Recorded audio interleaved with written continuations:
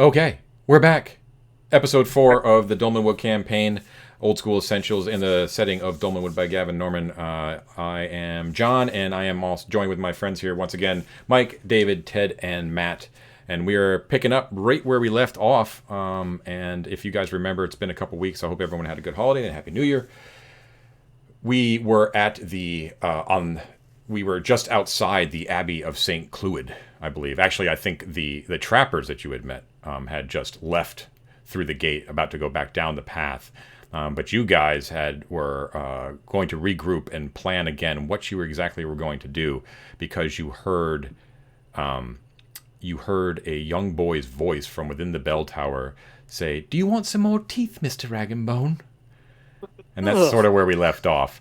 So we won't do a whole brief recap, but just a quick overview of the situation, right? So first of all, the date. It is the 12th of Limewald, so it is February. It is 10 a.m. in the morning. I can't remember what the weather was, but I'm pretty sure it was probably like a clear and crisp day, but cold. Snow basically blankets the ground, so you can easily see footprints. Now, you know that there was footprints going back and forth from the main broken down self-standing gate that led from the pathway up this plateau that directly led to the northwest to the main chapel of the Abbey, right? You investigated that. That's whenever you heard the trappers inside telling you to be quiet because you announced yourselves and all that kind of stuff, and they were trying to hunt these ghost crows, these ethereal crows, right? They come out and tell you to be quiet. On your way back, you notice that there is actually a separate set of footprints of small footprints, like children's footprints, right? They are going back and forth between the bell tower, which is the only fully intact structure of the complex amongst the Abbey, and the graveyard, right? Going back and forth. Argus noticed that whenever Halifax and Snell went to go investigate the Abbey, right? Now Aelfric, Mike, were you able to watch any of the last session? Are you kind of caught up on what's going on? Yeah, I watched the whole thing. I saw them. I watched them screw up the hunter's hunt, and yeah. I must have missed the part though with the kid saying, "Do you want any more teeth, Mr. Rag and Bones?" That was like the very last part of the session. Yeah. So I think I blacked that out. Was it the hunter guys that had told us about Mr. Rag and Bones? Esme. Esme, yeah, who was the female hunter who was left back to guard the camp in the woods. Now, so just to give you the basic geography of the area so you know what your choices are here, right? You are in the far southeastern portion of the Abbey complex right now, which basically means you're standing underneath the broken ruins of a arched gate, right? So it looks like there was probably a wall that went all the way around the Abbey, but that wall is completely gone. It's probably been looted for stone over the centuries and all that kind of good stuff. So there's only like this kind of crumbling structure of a gate. So you can easily just walk around it. You don't need to go through the gate to get into the Abbey proper. Do you understand what I'm saying? So when you, and then directly in front of you to the north is this bell tower, right? So it's a 3-story structure with a belfry in the top. And you guys immediately noticed that there was there were crows that were basically milling about in there. Your disturbance over since you've been here caused them to explode outwards and then go back in again, right? That's also from where you heard the small boy's voice say, "Would you like some more teeth, Mr. Rag'n'Bones?" So you've got footprints that are going from the bell tower towards the southwest, so basically crossing your path to the Abbey, to the chapel proper, that go from the bell tower to the graveyard. The graveyard is dominated by a lot of graves, obviously, but there is a large mausoleum there. Ted? The graveyard and mausoleum are in the western portion of this. The southern, I guess you would say southern. So if you wanted to do like the cardinal points to make it kind of really easy, you have the graveyard to the south. You have the bell tower to the east, which is sort of like where you guys entered. Yep. You have the ruined chapel to the northwest-ish, but we'll call it west. And then there is another structure which is much smaller than a chapel, but it's wholly in ruins. It looks like some sort of dwelling of some sort directly to the north, sort of behind the bell tower. So you haven't really got a good look at that. There also seems to be like some sort of a small structure to the south of the chapel, sort of like in the western part of the that looks like it's completely overgrown with vines and dead vegetation because it's winter time. It's a small thing though. You just can't quite make out what the vines are kind of growing over. You know what I mean? But there's no wall around the complex. Not anymore. There's pieces, but they're so small that they you know what I mean. There's no. You know what we guys.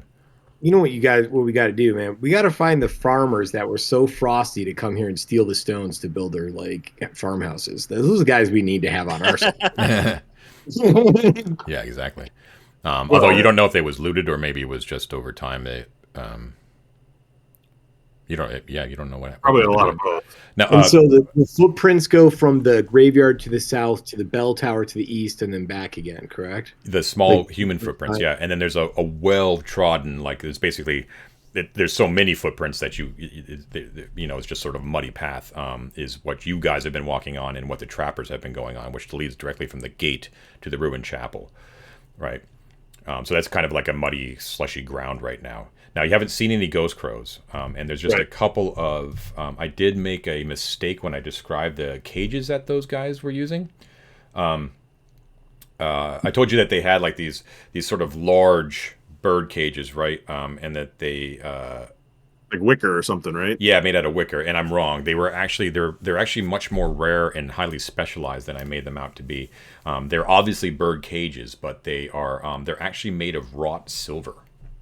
Interesting. Oh, right. So okay, that makes sense. The bars themselves are made out of wrought silver, right?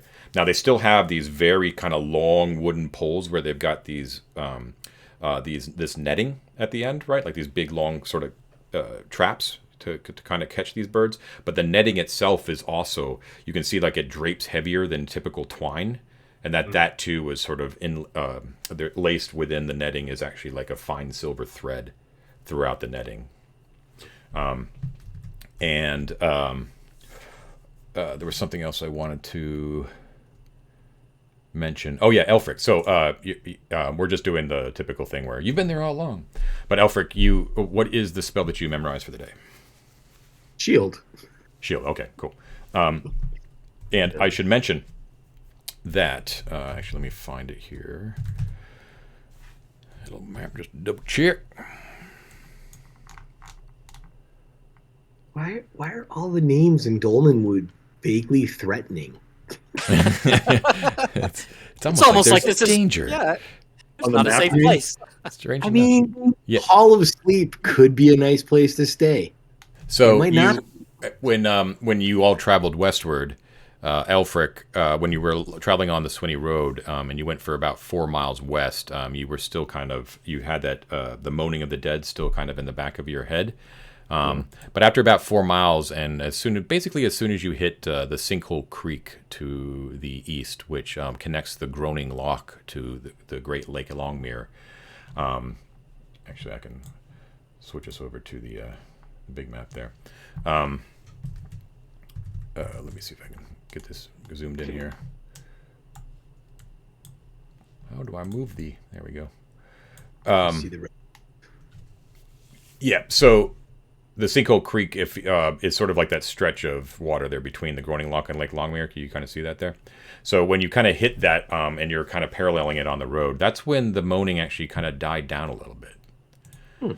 But when you actually entered the area of the Abbey ruins, something else started popping up in your head. Another feeling, dirty, something that you've not felt before, but just as that same sort of vibe to it, like kind of makes you uncomfortable, kind of gives you a little bit of a headache. And it's the sensation that you're being constantly observed by a pitiless malevolence.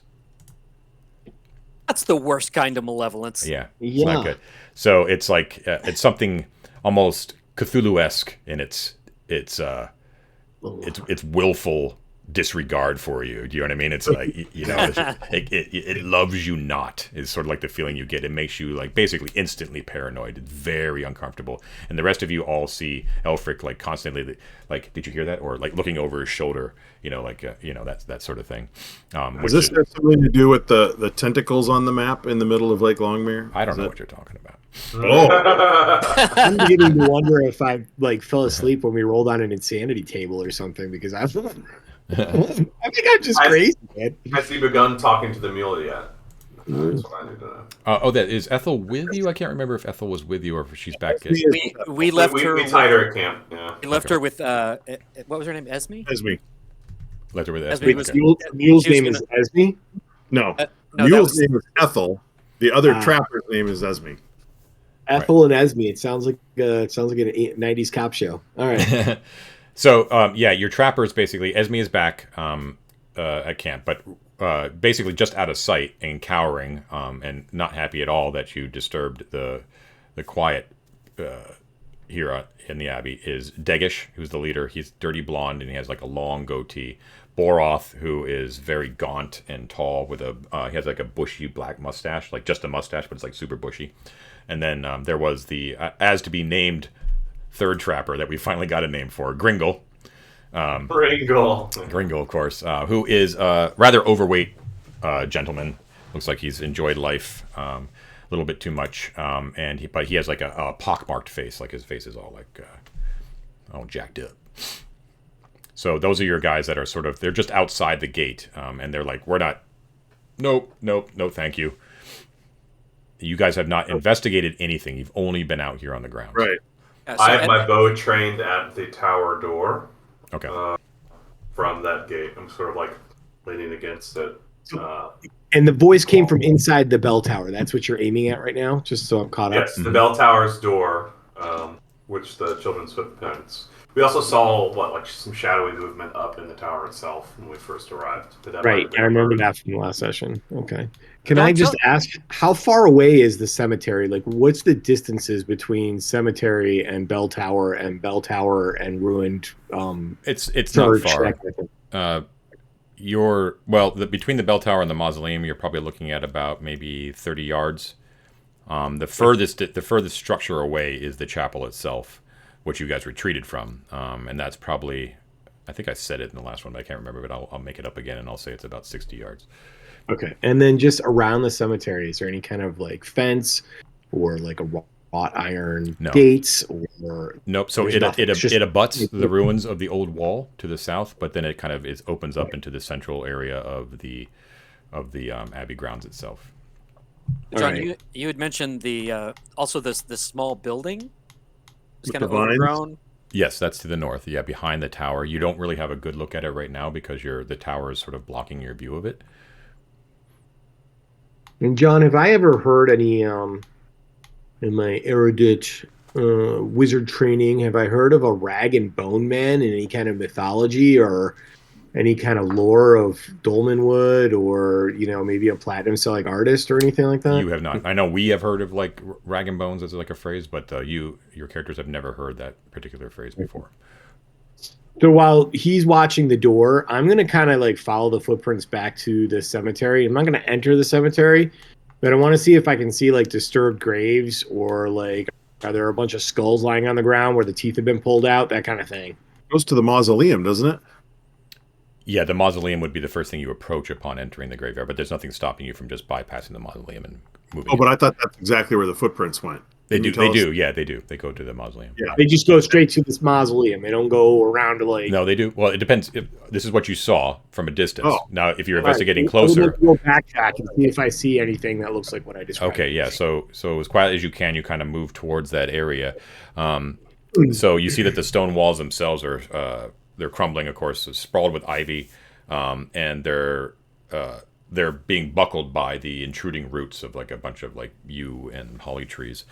And it looks like there are several hundred graves here. Most of them, just on a cursory look like they are all monks, like just judging by the names. You know what I mean? Of lower orders, basically. And they have stone tombstones. They little tombstones. They're very sort of what do you call it? Not a big affair, right?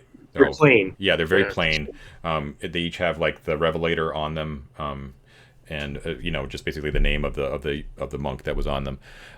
You do notice that if you're looking at the graves carefully, that of course. Well, let me double check. I want to make sure I get my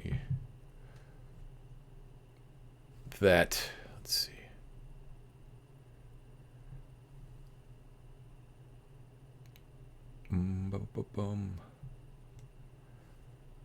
It looks like no one has been buried here, just judging by the dates in general. And you can't be sure without, like, really taking a lot of time to look at every single grave. But no one's been buried here in the past 200 years. That would be jive with about when the mythical conflict. No, mythical conflict is why the Abbey's here, isn't it? Oh, that's right. That's yeah, right. It was built because St. Clewyd and the Atticorn died here. And what was previously here was a ring of standing stones. And then they erected the Abbey about 225 years ago, basically.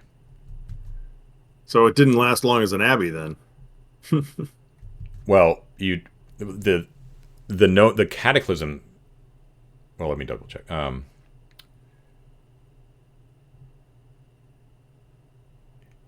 Yeah. Because that's what I can't remember now is what caused the Abbey to fall into ruin. I remember there was the big fight that is the reason why they founded it there, but I can't remember. Give me what we would know about second. I got the date here. Derp. Let's see. So it looks like the Abbey itself was built about 300 years ago. Yeah. So 300 years ago. Yeah, so I was right. They were burying people up until about 200 years ago. So the Abbey was around and functioning for like 100 years, right? So for these particular graves, but what you do notice that there is a particular lack of higher order monks here. They're probably in the mausoleum, or underneath the cathedral, or walking around in the woods waiting for us to go out and take a leak. Right. So are the graves disturbed? Yes, some of them are.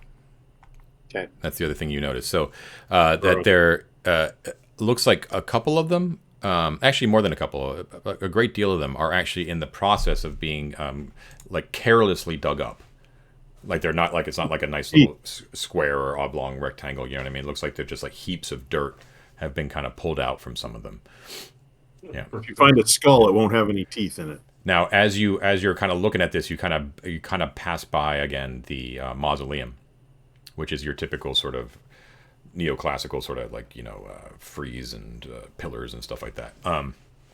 And it you hear a scrabbling within, like scrabbling claws in the darkness beyond the pillars. Yeah, I immediately retreat away from that. You notice too that the footprints in the snow go up and into the mausoleum, but also circle around to like a lot of those dug up graves. Okay. I'm going to go back to the group and I'm going to report to them what I saw. Something's been digging up the graves. I heard sounds coming from inside the shadows of the mausoleum. Like animal claw sounds? You want to go check it out? I don't. Animals, whatever. Something with claws was scrabbling around in there. You can feel free to. Here's a torch. You can borrow one of mine. Go in there and go check it out. Now, I got to tell you, what I'm curious about is that little house back there that we can't really see. Yeah, we could go check that out. But I'm also curious about who's talking in the bell tower, which is also a little scary, right? I mean, if y'all want to scout around, I'm going to keep my bow trained on the bell tower door. Now, so that's sort of... So, Snell, you can see up in the belfry that there is movement up there.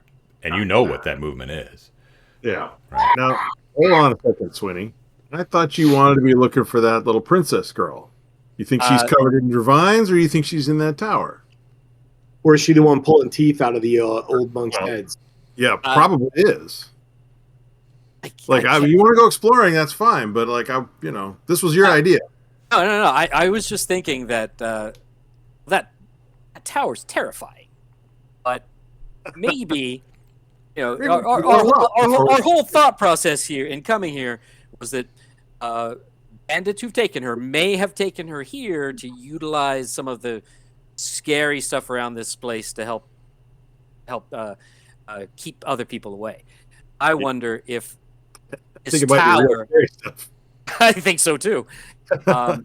I wonder if that that building behind may be a likely place for that. If the tower itself is what's scary, and they sneak around behind to stay in there, because we've been into the chapel.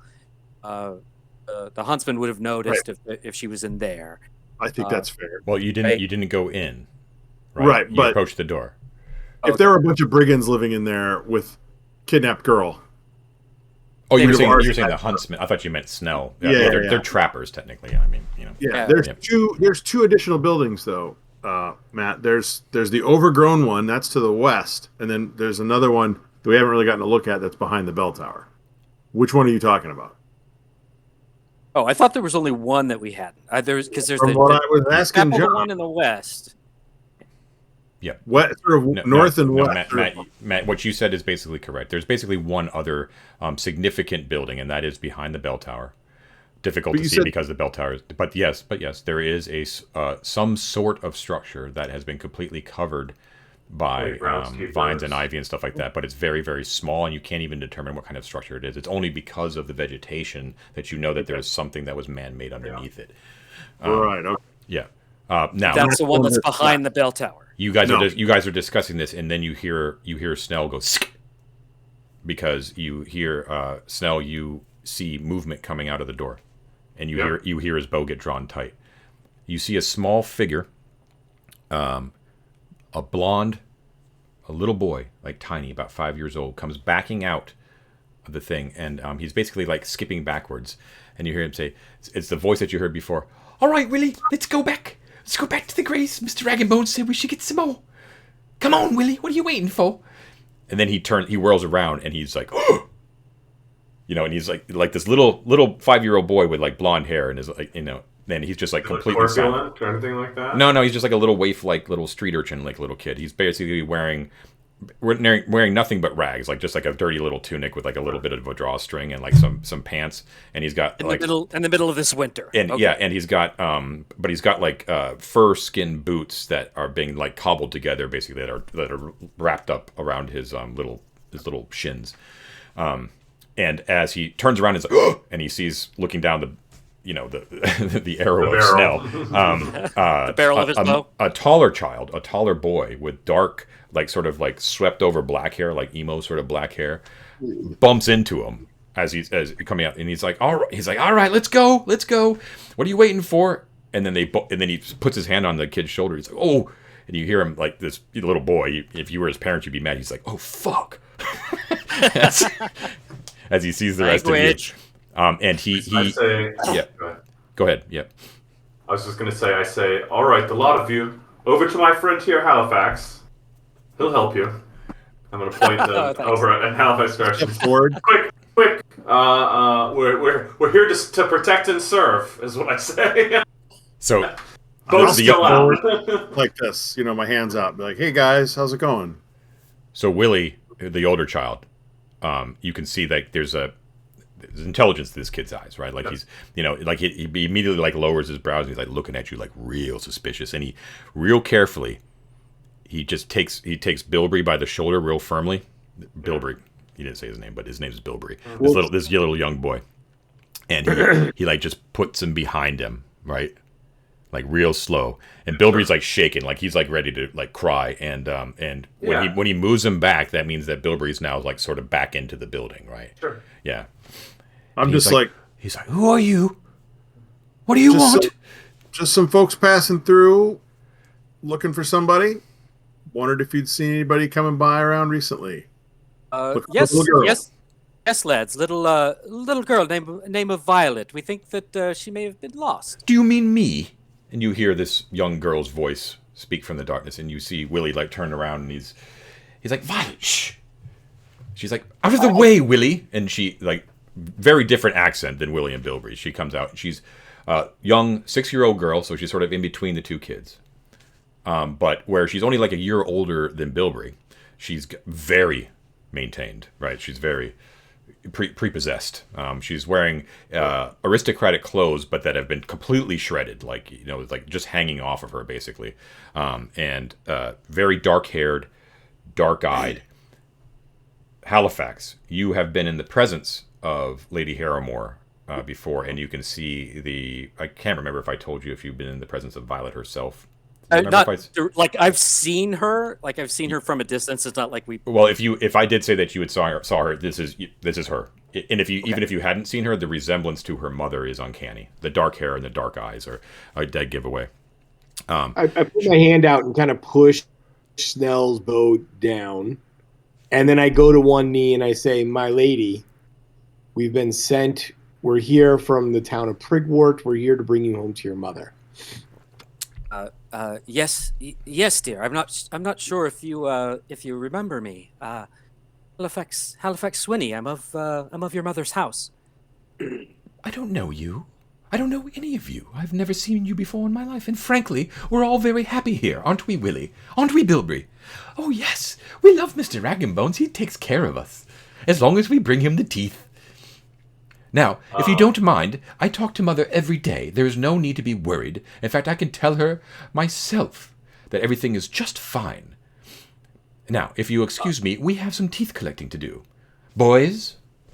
Little 6-year-old girl. Like, picture the girl from Once Upon a Time in the Hollywood, whenever he's sitting down in the chair talking to that girl and he's about to go on singing. Yeah. Before we continue, I have to do the quick break. Yes, yeah, okay. Yeah, no problem. So we're just gonna cliffhanger. Yeah, cliffhanger as we're about to engage with Miss Violet Harrimore, and we will be right back. Okie dokie, we are back again. All right, so where were we? Oh yes, we have our confrontation with the children here. So they look like they're so they kind of defer a little bit to Violet, right? So she's basically just a little bit taller than Bilberry. But she commands basically the area. So interesting. So she's I've got still got my hands up like this, and I just say, "Do you want some help collecting teeth?" Because I'm curious to see what they say. Not because I want to touch the teeth. Both the boys sort of look at each other, and they kind of look to Violet. Willie looks like really suspiciously at you, Argus. Almost kind of smells you a little bit. And Violet's like, "Boys, don't be rude. Of course we'll help. We'll take some help.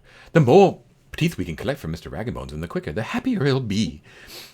Come along then." And you see that she's clasping.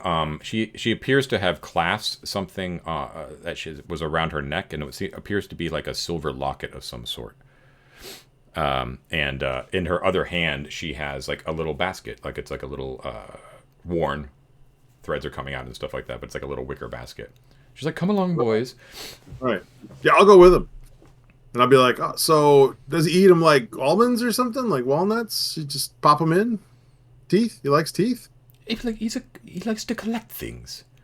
Oh, he's collecting them. Well, he makes pretty things out of them, of course. Okay, cool. You'll cool, see. cool. You'll see. Dear, Will you get Mr. Rag'n'Bones? I didn't hear you. What, David? Your mic is... Go, Matt. Sorry. I was just going to ask him, how long have you known Mr. Rag'n'Bone?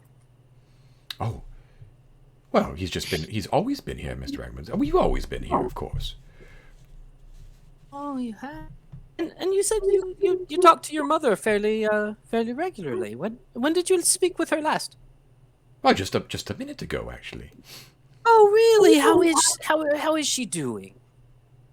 Well, I shall ask her. I didn't ask her today, actually. And she looks down. She goes, "Mother." She pulls out the locket and she appears to like open it. And she's like gazing in it. And she goes, "Mother, hello, Mother." And you see her like looking intently at it, like really carefully. She's like, "Well, there's men here. I'm fine. There's men here. They'd like to know how you're doing." She's doing fine. She's always worried about me. I tell her not to worry. Mr. Rag'n'Bones is taking care of me. Did you tell her where you are? Well, I couldn't really. Bilberry, do you know where we are? Bilberry's like, he's like, "I don't know where we are. Does it really matter? Mr. Rag'n'Bones is taking care of us. It's totally fine." Oh yeah.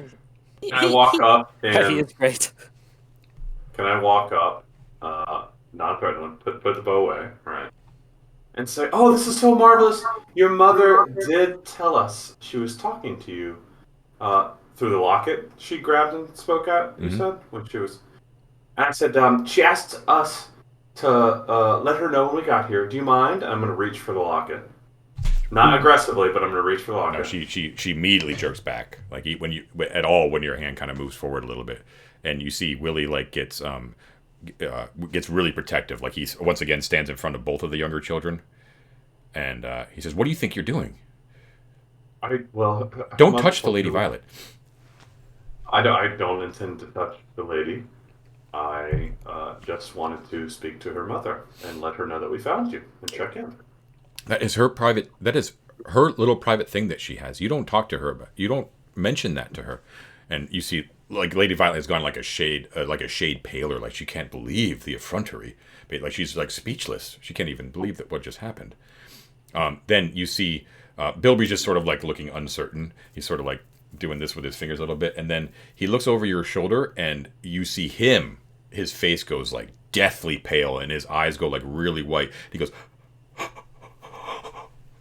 and he points over your shoulder, and you see both of the children, the other two children, the older children, they both are like, oh, and they skitter back into the underneath the eaves of the door to the bell tower. I wheel around to confront the horror that is beset upon me. You see, stumbling through the graves, basically like literally stumbling over some of them, appears to be a skeletal figure with liturgical robes that are ragged and ripped, dragging through the snow as it's sort of clutching its skeletal way, kind of lurching forward the grave, and he's got a skeletal head. When you say skeletal, do you mean a very, very, very thin, pale man, Skeletal, or do you mean bones? There are these liturgical vestments that are sort of draped loosely on this skeletal frame, and it's still wearing the robes of office, basically. What is obviously was a monk at some point. But there are two bright red pinpricks in the deep dark sockets of its orbital bone. Is that orbital cavity? Orbital cavity. Yeah. Orbital cavity. Yeah, Dude, and its mouth is like hanging open, right, with the teeth, and one side, like one jaw, is actually disconnected. So like just and it's just and it's kind of moving towards you a little bit, and you see that it's like one of its like phalanges is actually like up like this, like as it's moving towards you. Well, he just wants a moment. He just needs to talk about something. This guy's been on the Atkins diet just a little bit too long. I'm gonna I step behind the fighter. Lift up my shield and raise my mace. Okay, yeah, you feel your bowels turn to water as you kind of turn around and see what see what turns around. I brandish my staff and prepare my shield spell. Okay. I draw my sword. I do not like the looks of this fellow. No, I think he means us ill. I think he just needs a moment. He might. He might. I'm willing to give him one. Wait, which finger is he raising? All right. So everybody do what's the thing we do? The not the invigilator, the revelator. The revelator. Yeah. We revelate the fuck out of this guy. All right, so it's stumbling towards you, like it's coming towards you. What do you do? Yeah. I back up. I'll get between it and the children. Likewise. I'm gonna head a little bit towards the tower, but I'm also keeping an eye out the tower. Step up, shield out, sword up. Okay. So you kind of hear like garbled as it's kind of stumbling towards you. You can't quite tell if it's like aggressive or something like that, but like its robe, it kind of steps over a piece of the wall, clasps with its fingers like a side of the mausoleum, and kind of pushes itself forward, and it's and it goes, visitors. Oh Lord. I say, hail and well met, priest. I full throatedly. At least where my holy symbol is like visible. Yeah. We've come on a pilgrimage. I will utter a rare prayer to the saints. He says, I am the Subprior Mumsalot. It says as it kind of moves forward. Mumsalot. Do you mind if I call you Mumsy? Oh God. I do. Could you direct us? Sorry, go ahead. No, go ahead. Could you direct? Don't talk to it, dude. What are you? Why are you talking to it? He has intelligence. It's just like red pinpricks, just Yeah, of course. If it were good, it would be blue. Is that how it goes? I say, Mr. Raggenbones has a lot to say about you. Do you know this gentleman? I do not know of whom you speak. Is he still approaching us? Or He's still approaching you. You see that he reaches, as he's kind of moving towards you, he reaches down towards his belt, which he still has around his waist, and he appears to like make a gesture to pull something, and he doesn't really have anything, but he's like, and he holds it like he's got something, and he goes,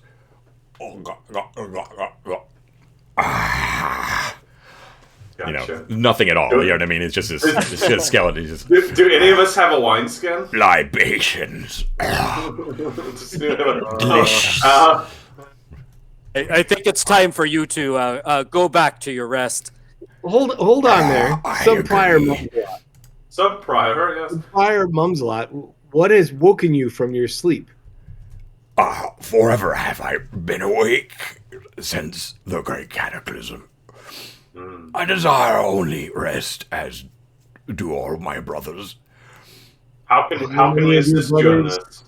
How many? Oh, go ahead, Mike. Sorry. Don't answer a question you don't want to know the answer to now. How many of your brothers are still up and about? I do not know. Most are in the crypts. Cursed to live forever in God, what is most holy down there. If you can find a way to put us to rest and bury us, secrets I can give you. Secrets. And you doubted me. I turned to the others and said, Snell Mudclump knows. Who cursed you? The Nag Lord. The Nag Lord and its hordes raised the Abbey. Perfect. We would happily... he's the great cataclysm.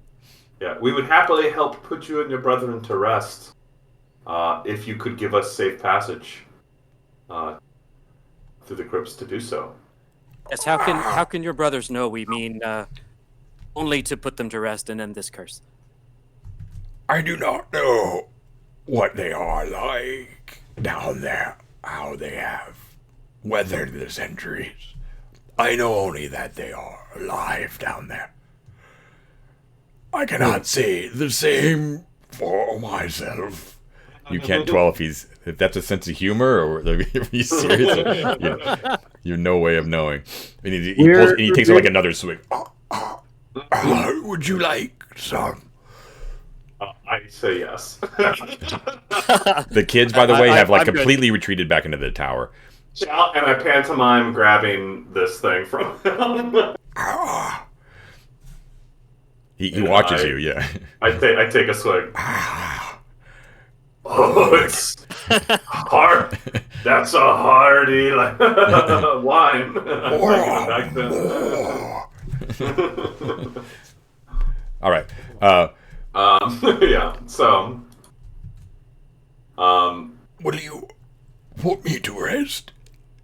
End this suffering. But what about the secrets that you're going to give us if we break the curse? I will tell you if you swear that you will put me into the ground. Done. Done. Sold. This must be done. Okay.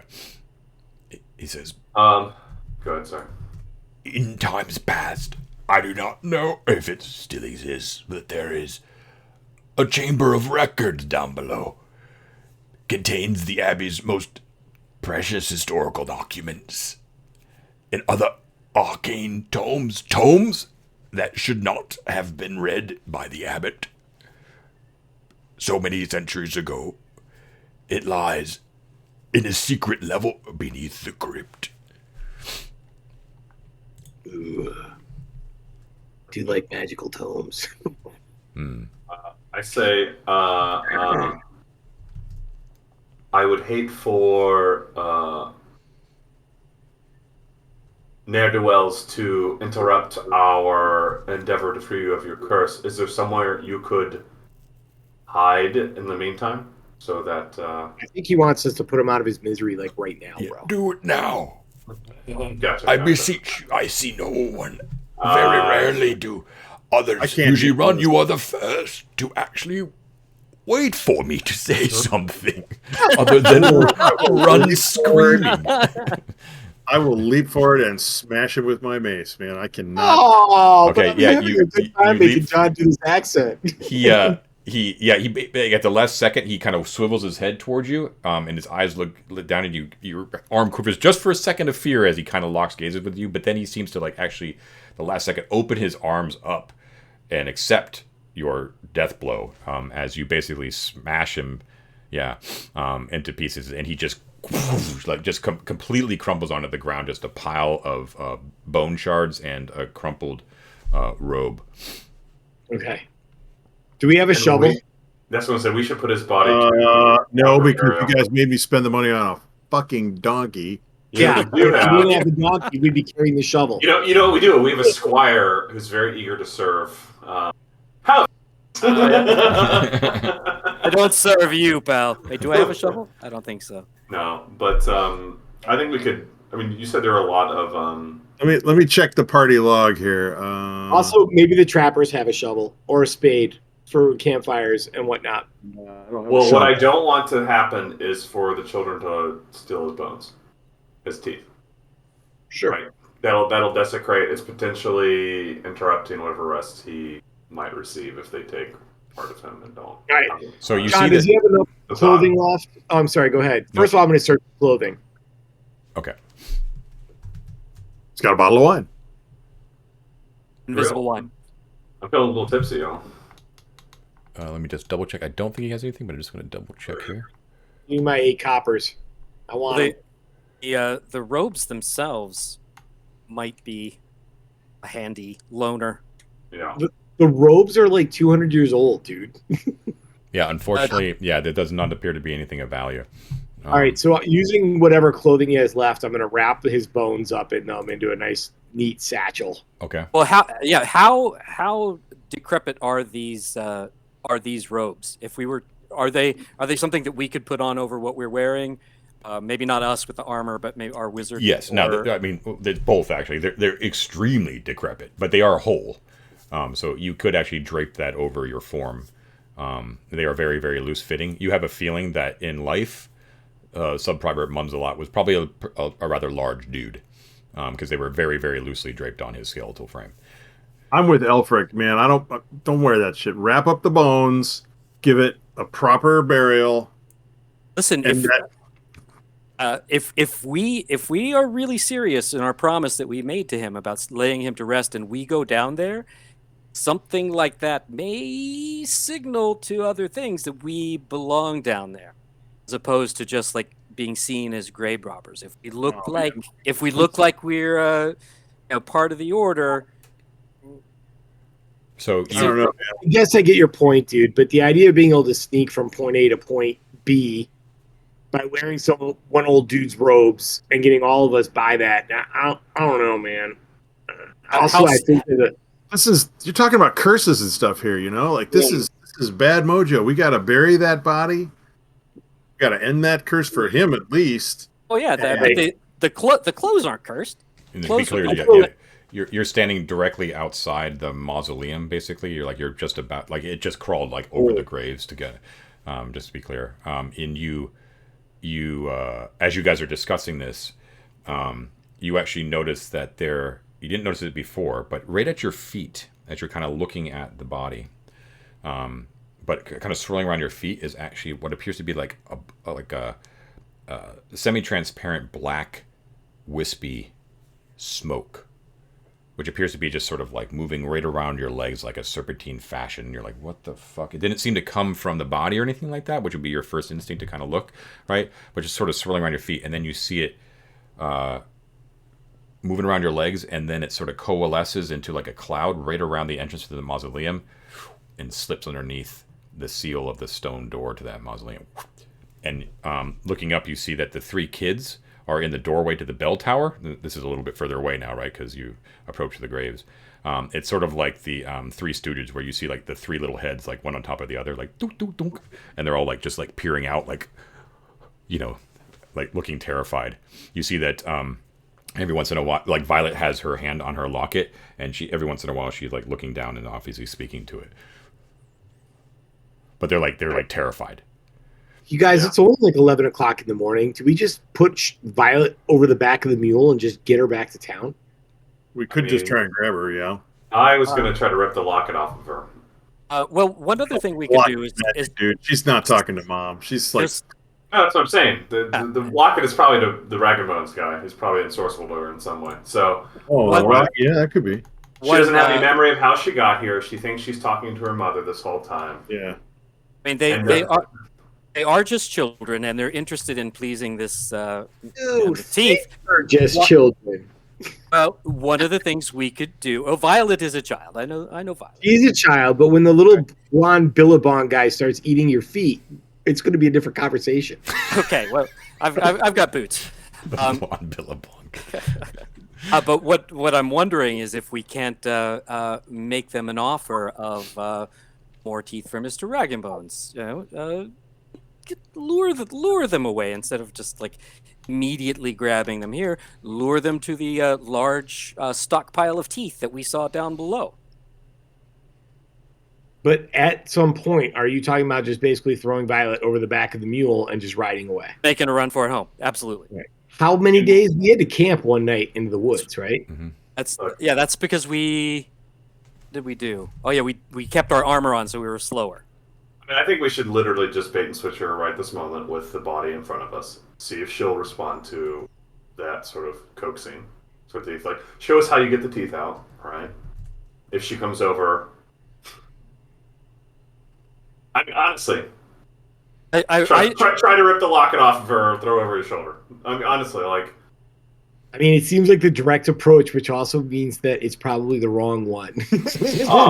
I'm saying... Sure. I'm going to be attacked by like ravens or crows or... No, of course something's going to happen. Tentacled That's what's so fun. I'm telling you, man, lure them. Let's do it. Lure them right, away. I say, show us how to... I don't know how to remove teeth. Could you help us, children? Wait a minute, guys. Okay, Halifax, I'm sorry. We swore an oath to the Subprior. Yeah. Well, I mean, we're going to... Yes. Can't just leave. No, we're not going to leave. We're going to bury his body, man. We're going to bury his body. We swore an oath to take care of all of his brothers. Yeah. You know what? One thing first, man. You got to take care of the living before you take care of the dead. Exactly. They're not going to get any more dead. She might be in trouble. Yeah. One is a child that's been living in an abandoned priory for like a week. The other are a bunch of dead dudes that have been dead for 200 years. Come on, they can wait another week. Here's what I propose: lure them away. Promise of more teeth when we get some distance between us and whatever's going on here. That's when we get rid of the locket and make the break for getting her back home.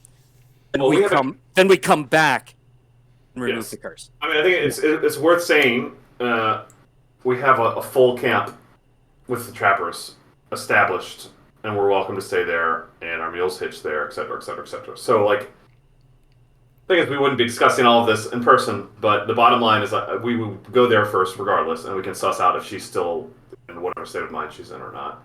Right. Well, we should try and bring those other kids, too, man, because sure. No, I think we should snatch them all. But I think the locket is connected in some way, which is why I was aiming for it. But how old is the oldest one, John? The oldest one is Willie. He's 8 years old. He's the emo kid. Yeah, that's fine. We're fine. He's 8. I mean, eight still can't put up a real fight. I mean, you know what I'm saying? I don't know. It depends on the 8-year-old. We'll find out. Okay, so bait him over. We invite him over. Please help us with the teeth. Is the skeleton gone? Did you take care of him?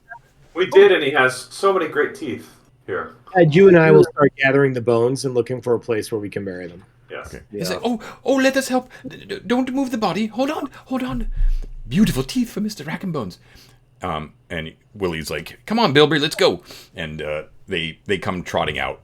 They're a little bit tentative as they kind of approach the body, like, eh.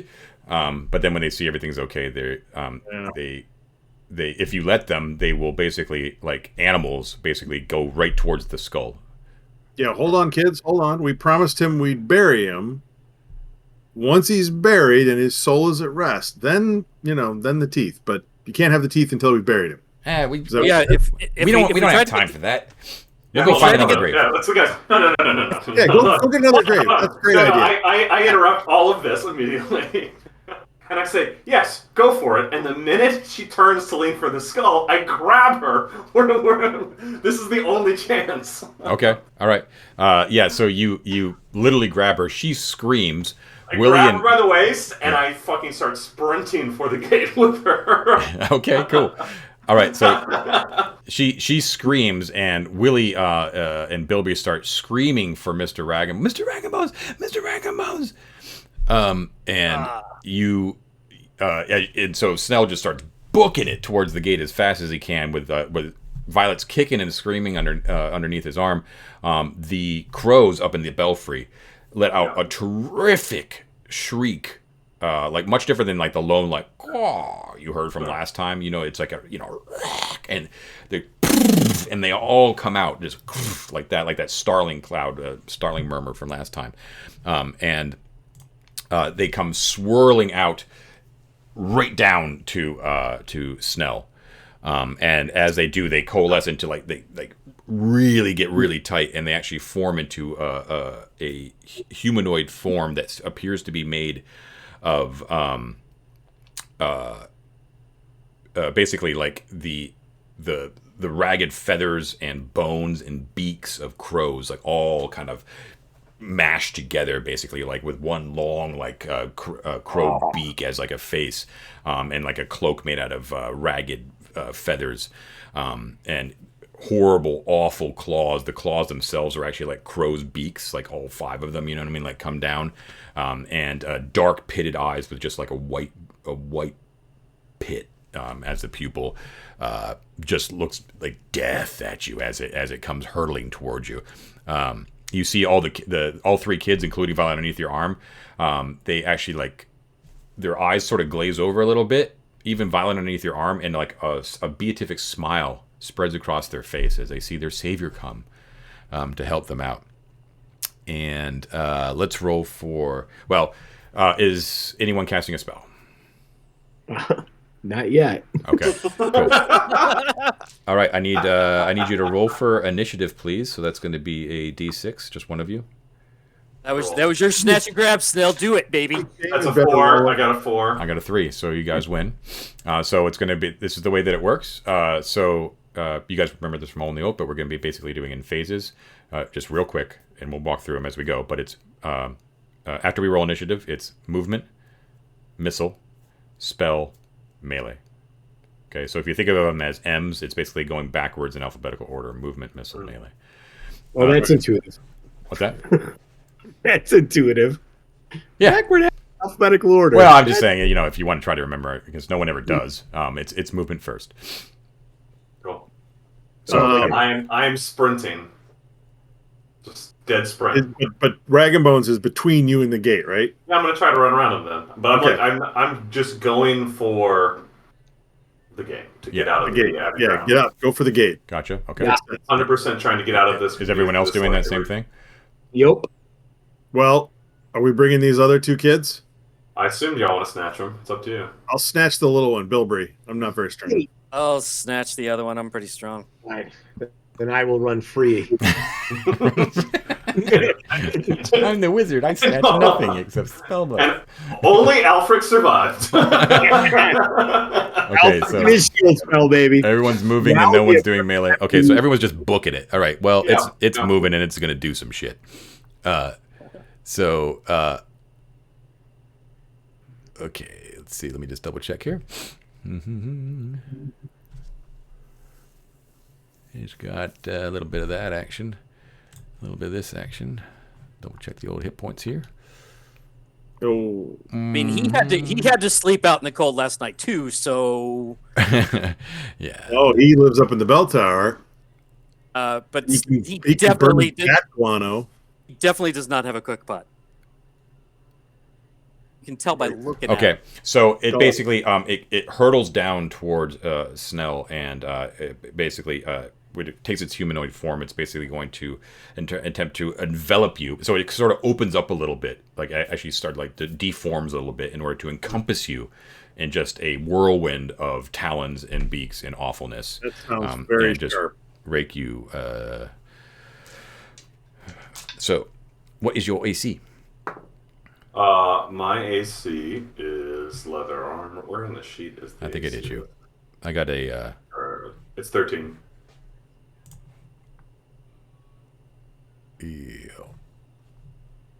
Okay. Yeah, so pain is basically what you have going on. So you're going to take 2 hit points of damage, and then I also need you to make me a save versus poison, please. Nice. Oh, So, change my HP. And save is a d20. And poison is paralysis. There's death poison. I have a 12. So I have to roll You have to under hit 12? it. No, hit it or higher. Oh, hit it higher. Okay. I got a 14. Oh, nice. All right, cool. So, yeah, you're just like just blood coming out from everywhere from that 2 hit points of damage, basically just raking you like little pecks and pinpricks and talon scratchings and all that kind of shit as it's all around you. At the end of that, it basically is going to it deforms more, and it looks like it's going to come for all of you. So next round, is anyone casting a spell or attempting to move out of melee? You are in melee, David, so if you want to... yeah, I'm continuing towards the gate. Okay, so are you attempting to defend yourself, which would cause you to go... which would allow you to only move your... half your movement? I'm sprinting, but I will yell as I'm sprinting, you hurt me and you hurt the child. Okay. Might as well. So, just so you're aware, if you decide to fully retreat like you're doing, it will get a bonus to attack you because you're not defending. Yep. Okay. I understand.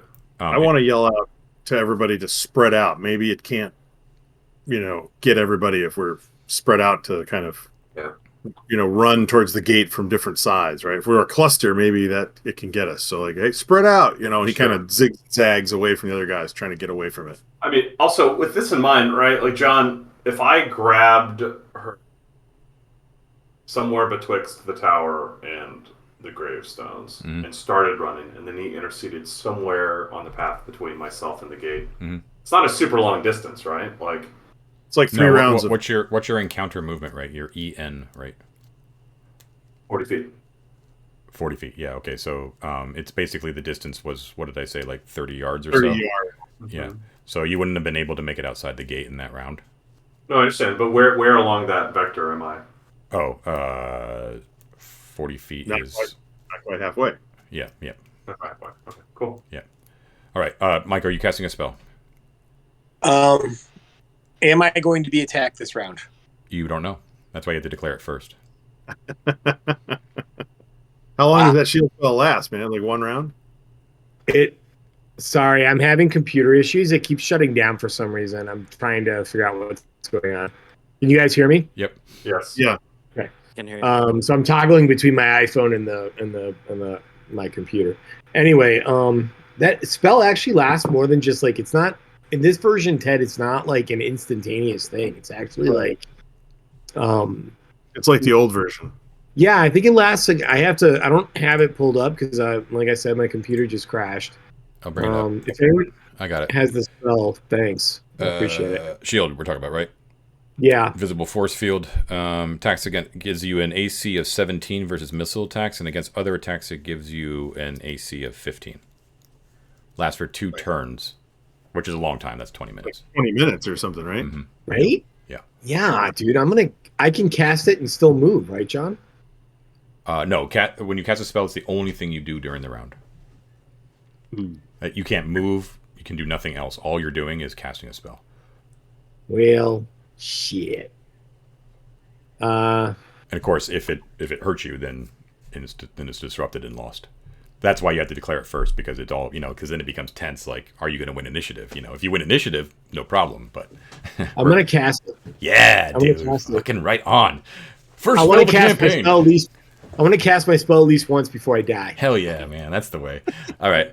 Or try anyway. So you see like the birds, like some of them are breaking off and they're coming right for you, and you're like, right, and so you start to cast, right. You guys start to see, and maybe I don't know if Aelfric was open about this stuff with you guys on the trip up to Prigwort, but if not, you're like, what the fuck is this guy doing? As you see like sigils start to be drawn in the air and shit like that, right. We knew he was a fancy lad, but my goodness. Yeah, okay. Let's roll initiative, shall we? Wait, I thought we already did that. No, you're declaring. You want to roll it, Mike? D6? No! I just rolled it and I got a 6. All right. Okay. We'll take that. I got a 2. So you guys win, which means that your spell is going to go off. Not yet, though. So movement. You're going to move another 40 feet. That's 80 feet, which is how many yards, Ted? Well, about 90 yards or 90 feet is the total distance. So right, okay, you're almost there. Well, almost there. Whatever there means, it means outside the gate. Yeah. Halifax and I do not move that fast. Yeah. Right, we're only moving. My encounter's 20. Yeah.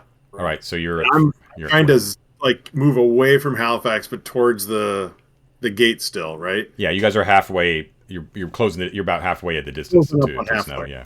John, can I ask you a quick question? Yeah.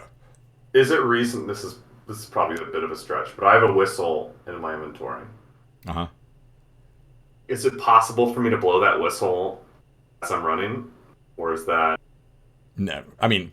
No, okay, it's fine. It would have to be something. I'm just gonna be because you've got a kid underneath your arm who's screaming. Yeah. I'm going like this. You have crows. All what I mean, like attacking you, and you would have to tell me like the whistle was around your neck, and because otherwise, which is what I figured. Right. So I thought I'd ask. Yeah, cool. But if you want to start to try to rummage that out, you can tell me that if you what I mean, like you want to start that rummage, and still move my full movement rate, or is that going to be? Yeah. Okay. So I'm just gonna because I told the camp I would blow a whistle if something crazy happened. So gotcha. Yeah, you can basically right you can get the whistle out this round. That's right. Yeah. Okay. Cool. All right. So yeah, everyone's just running pell mell. But so Aelfric, who was like right next to Swinny and Argus, it just stops. Right. It starts to do his thing. So and then it goes off, and you're just woof, woof, woof, with a field of force around you, and then. It's going to go. So it's like just birds like all around you guys. Let's see. Yep, I can do it. Okay. So Snell first. Your AC is 13? Yes. Okay, hits you. Aelfric, what is your hit point? What is your AC now? 15, right? Well, is it count as a missile attack or is it counting as a... It's a melee. Shit. Then 15. 15. I think I'd like to make the argument that a bunch of flying birds are a missile attack. Is he throwing crows? Snell, what's your... Halifax? 17. And Argus? 18. Okay, so it misses our warriors, but it hits our softies a little bit. So, as it should be.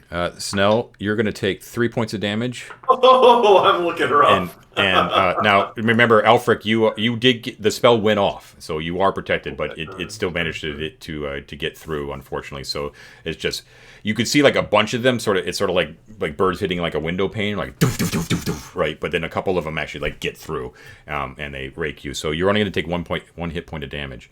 But I need both of you guys to make save versus... Yeah, only 1 hit point. I need you both to make saves versus poison, though. You guys basically, like, ducking cover. Like, I don't know what you're doing, but you're fighting, like, pieces of walls and, like, diving behind and got your shield up.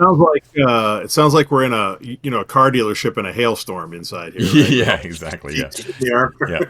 Bad news. Okay. Uh-oh. Bad news. So my saving throw versus I failed my save. My saving throw versus poison is 13. I'm sure it's fine. You got to hit it or higher. Oh, son of a bitch. No?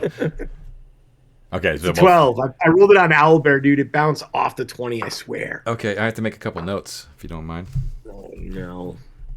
I'm gonna. It looks like log we're off gonna be and come picking back. teeth. I can't see or hear Mike, but if I reconnect, I'm sure I can. So. You can't hear him? He said he couldn't see Mike. He's going to reconnect. Oh, okay. This happened There we go. before. Yeah, but now I can't see you. I just have to push my button. There we go. Oh. That's Snell, and this is Aelfric. Okay. All right. All right. Okay, so attacks you, beaks, awfulness, blood everywhere. And as the birds sort of like leave and get regroup to attack again, you can you look down. You're like, ah, God, and you're looking at all the blood, and you see that each little pinprick, where it's leaking red, bright blood, but each where the point of contact with is like a blackness. Each little dot is. Oh, you've got leprosy. Yeah, some sort of blackening of the flesh, right? Very small, but right where the point of contact was. You really have any time to investigate it because it hurts so goddamn bad, and you're running as fast as you possibly can. Okay, I'm gonna cease asking about spells because no one's got any more spells left. But I will ask about movement within melee. So you have your choice before initiative of roll is to move half your move without any penalty, or you can move a full retreat, which is what Snell was doing, like going your full move. But then if you lose initiative, the enemy gets a bonus to attack you. I am within 10 feet of the gate, so I'm going to do my half move because that'll still give me a 20-foot movement. Okay.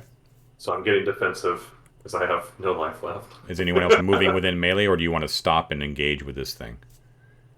I'm running, dude, and I'm gonna do the full move because they're already one movement thing ahead of me. So, It's only I got 20 feet.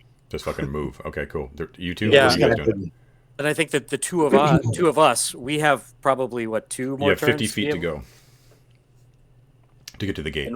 And if we go full can- speed, it's twice our movement, or just max at our movement.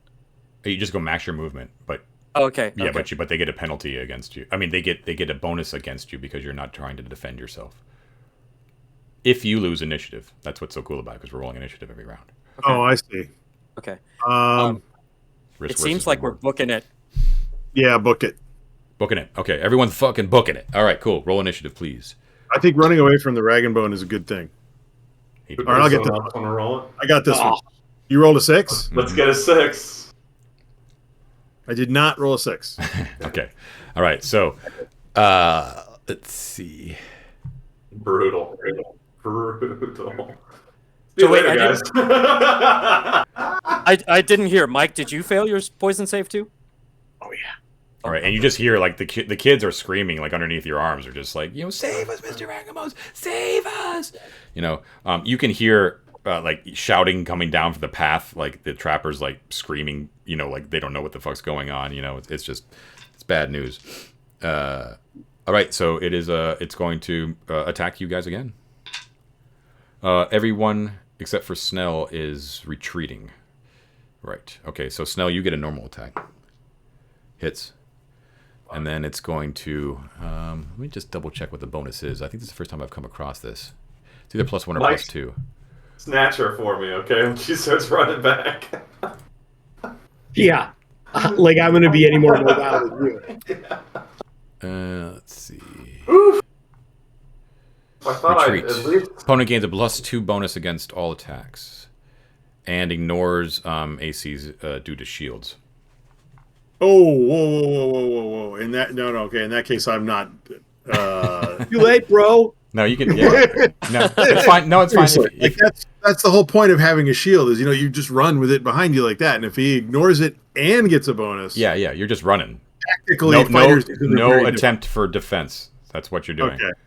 You want You took your hand off the piece, Ted. But do you want to move like a fighting withdrawal? Then you can retcon that. That's what fighters do. Okay. Fighting withdrawal.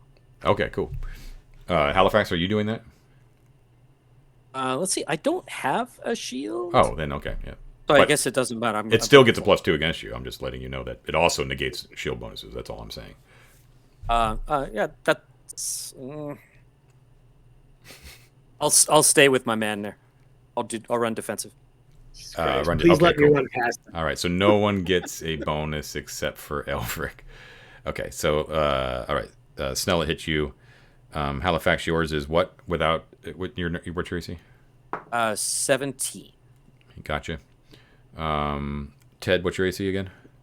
18. Holy cow! Why do you guys have such good ACs? Just got you, and Aelfric is a 15. Yeah. But it's he hit me? It's getting it. Yep, hit you. +2 against you. Oh no! It hit everybody. Okay, so it hit all of you. I want you to be aware that it is very obvious whenever, as you guys are just basically panicking and moving as fast as you can, that this thing, and I'm going to be very clear about it, it far overpowers you. It's way out of your league. I'm just going to say that. All right. As I fall to a corpse on the ground, I've learned this lesson. Snell, 4 points of damage. I'm dead. You're not dead, but you might be. We'll see. I'm zeroed out. 1 point, Halifax. One. That was a cocked die for Ted. 4 points, Ted. And 4 points, Aelfric. Yeah. Okay. Who is conscious? Who is conscious? Okay, the two fighters are okay, all right. So you two, I need all of you guys who haven't made saves to. So that's just Halifax and Argus. I need you guys to make save versus poisons, please. Poison, so I'm trying to roll over. 12 or up. Did my Roll corpse? 14. Nice. Over a 12. Okay, here we go. D20. Rolling over 12, baby. Here we go. Oh, that's an 8. Oh, brutal. Okay, cool. All right, so you don't take any extra damage, but you take that damage. And let me just roll. Ron makes a note. Halifax. Little black dots appear on all the wounds. Oh boy. Okay. Fair enough. And then I am gonna. Now we get to go to a very fun document. It's the old death and dismemberment document. We love it. Okay. So, I'm going to make the body location the we'll roll for the location because it is all around you, so it all depends on where it was hurt bad. Okay, so first up, Snell. How far into the negatives are you? -3. -3. Okay, roll me a d6, please. That is a 5. You got 5. Okay, this is going to be on your head. And now I need you to roll me a d12. All right. And we're going to add that 3. Here, add that 3, yeah. That's an 8. You rolled an 8 on the d12? Yeah. So you got an 11. All right. Good, I'm sure, dude. High is good. All right, you are going to,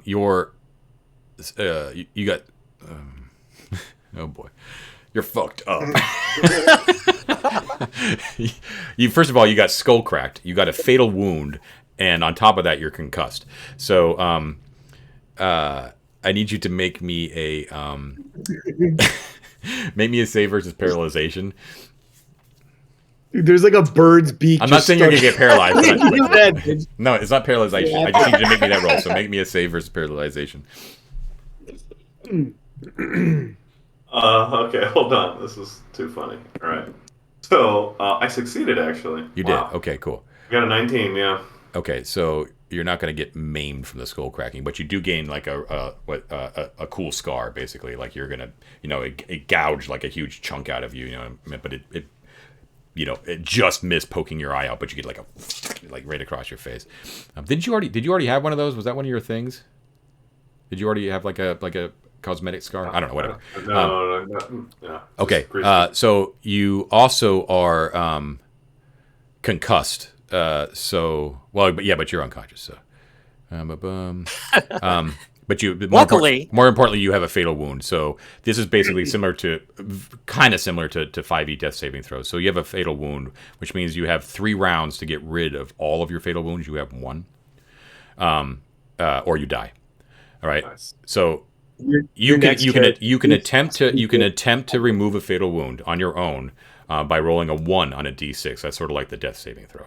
Okay, so you have a 16.7% chance to just do it on your own.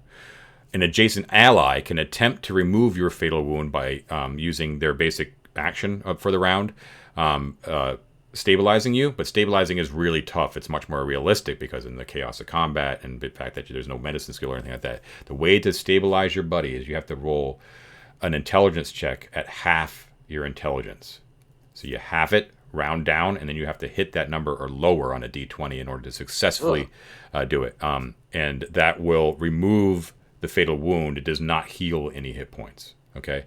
If you magically heal somebody who has a fatal wound, what that does is remove the fatal wound, but does not heal any hit points, right? It just removes the wound. Got it? Love it. Actually, I'm wrong. Yeah, that's right. Instead of every 2 points of magical healing removes one fatal wound. So magical healing is really good, which makes sense. Okay. Small suggestion for the next party. Somebody Well, play just, it clear. hold on. We're moving through Let's kill some rats in a basement first. we're moving through the hold on. You're gonna, if you make it out of this, you're gonna be concussed for 3 days. That's Snell. All right, who's next up on the death and dismemberment chart? Aelfric. All right, Aelfric, roll me a d6, please. Before I do, I just want to say that David's next character has to be named Tippy Hedrick. I'll be a friar. All right, I'm trying to roll a d6. There we go. I I'm got gonna a buy 3. What'd you get? A 3. A 3. That's gonna be on your torso. How far in the negatives did you get? -1. -1. That's not bad. Roll me a d12. I got a 1. You got a 1. I got a 1. It doesn't get any better than this if you drop. So let's put it that way. All right. So you're gonna take. You drop from massive blood loss. Like it just tears you to shreds, and you just drop. Okay. So you have blood loss for 1 day. You are unconscious. But this isn't too terrible for you. It should, unless there's no one around to drag your body away. Very possible. Right. That would be Aelfric. Okay, so basically what this does is your maximum HP is reduced by 1 for every hit die that you possess. So it's 1 hit. So what was your maximum hit points before? 4. 4. So now the maximum you can get to is 3, right? For how long? Huh? For how long? You don't know until I know, but you don't know. Right. Okay. So it's Not permanently. Not permanently. Okay. Yeah. But it doesn't matter. Okay. Who else is down? Argus? Nobody. No, it's just those two. You two are both conscious? Oh yeah. Oh, great. Cool. All right. All right. It's bad. My shield spell gone. Yeah, it's gone. Can I roll a d6 to have my body land on the girl so she can't get away? Nice try. Actually, I kind of hope she does get away, man, because maybe. Going back, Argus, you do know the shields cannot be shall be splintered rule, right? Right. If you just wanted to. Oh, I'd forgotten about that rule. Yeah. Yeah, man. Do you want I will expend 1 shield. Yeah. Okay. We can retcon that. That's fine. It's a pretty dire situation, so I don't mind going back and doing it. But it's key, right? You got to remember that's a sweet house rule. Yeah. So you just cower behind the shield as this wave of crows goes against you again, battering against you, and they just keep pecking at you, and they just tear this thing apart, and you're just you toss it aside, and you're just fuck. All right, so gain your hit points back, whatever you lost that round. Okay. All right, and it is now. Did I win initiative or did you win initiative that last round? You won, so it's now our turn. Okay. All right. Cool. So it's still the same round. So what do you guys want to do? Move. Run. Still running. Okay. Yeah. Okay. I want to talk to the thing. Okay. Shield is just worth 1 AC, right, John? 2. It is worth 2. Mm-hmm. So are you sure your AC is 17 then, Halifax? Or maybe mine should have been 19? Did I calculate something wrong? No, I've got. Or do you have a dex bonus? I might. Plate mail gives you 16. A shield would give you 18. Yeah. And then you would you must have a dex. You would add your dex bonus. Oh yeah, I do have a dex bonus. Okay, fine. I just wanted to make sure I hadn't calculated something wrong. Okay, great. Got it. Okay. Talk to it. Do your thing. Work your noble magic. I'll call out in the midst of this. Dragon bones! What you want is teeth, right? Teeth is tribute. Teeth is a collection. All I want is this girl back at her home. We'll get you the teeth that you want. Just let us get this girl back home. Okay, so you all right, it's basically the crows are regrouping, we'll say, as you yell this out. It forms that humanoid form again with the long beak kind of stuff, and it's staring at you. Yeah.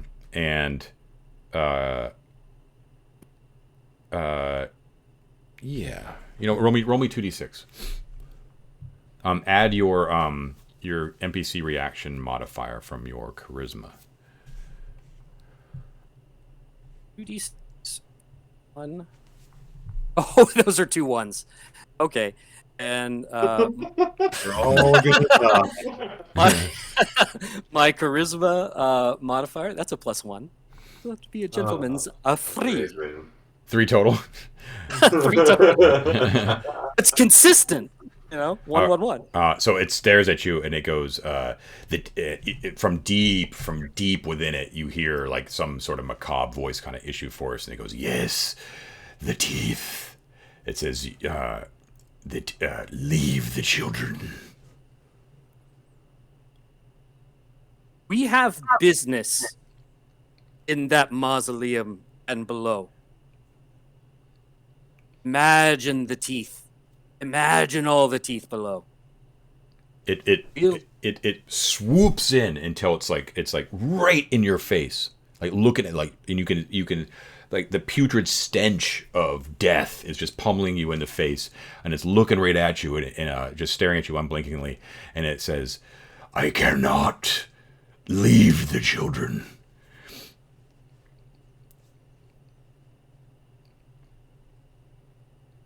It's giving you like there's no putting your hand to your beard and like thinking like, well, let me discuss it. It's sort of like it's basically like do it or die, and you're basically looking at your death in its face, like, and you know if you continue to fight, you will die. It has all the cards.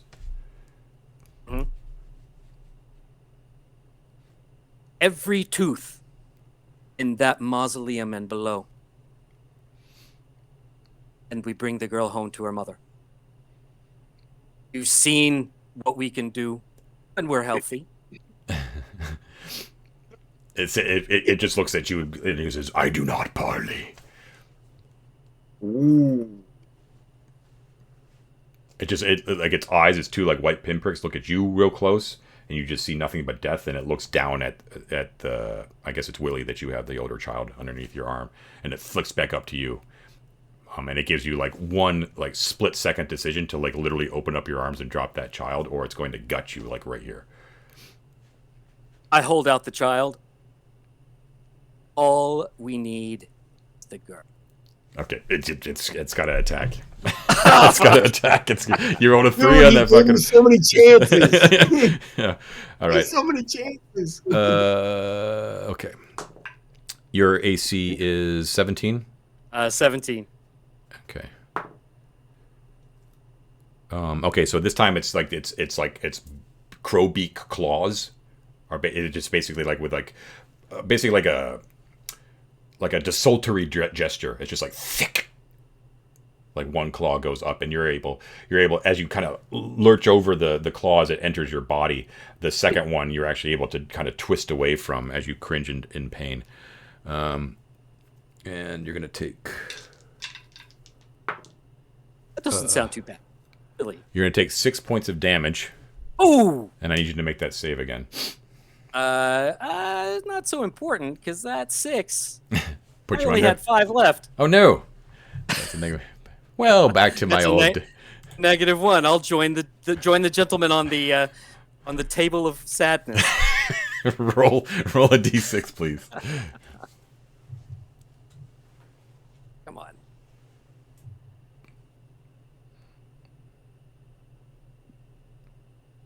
I can't hear you.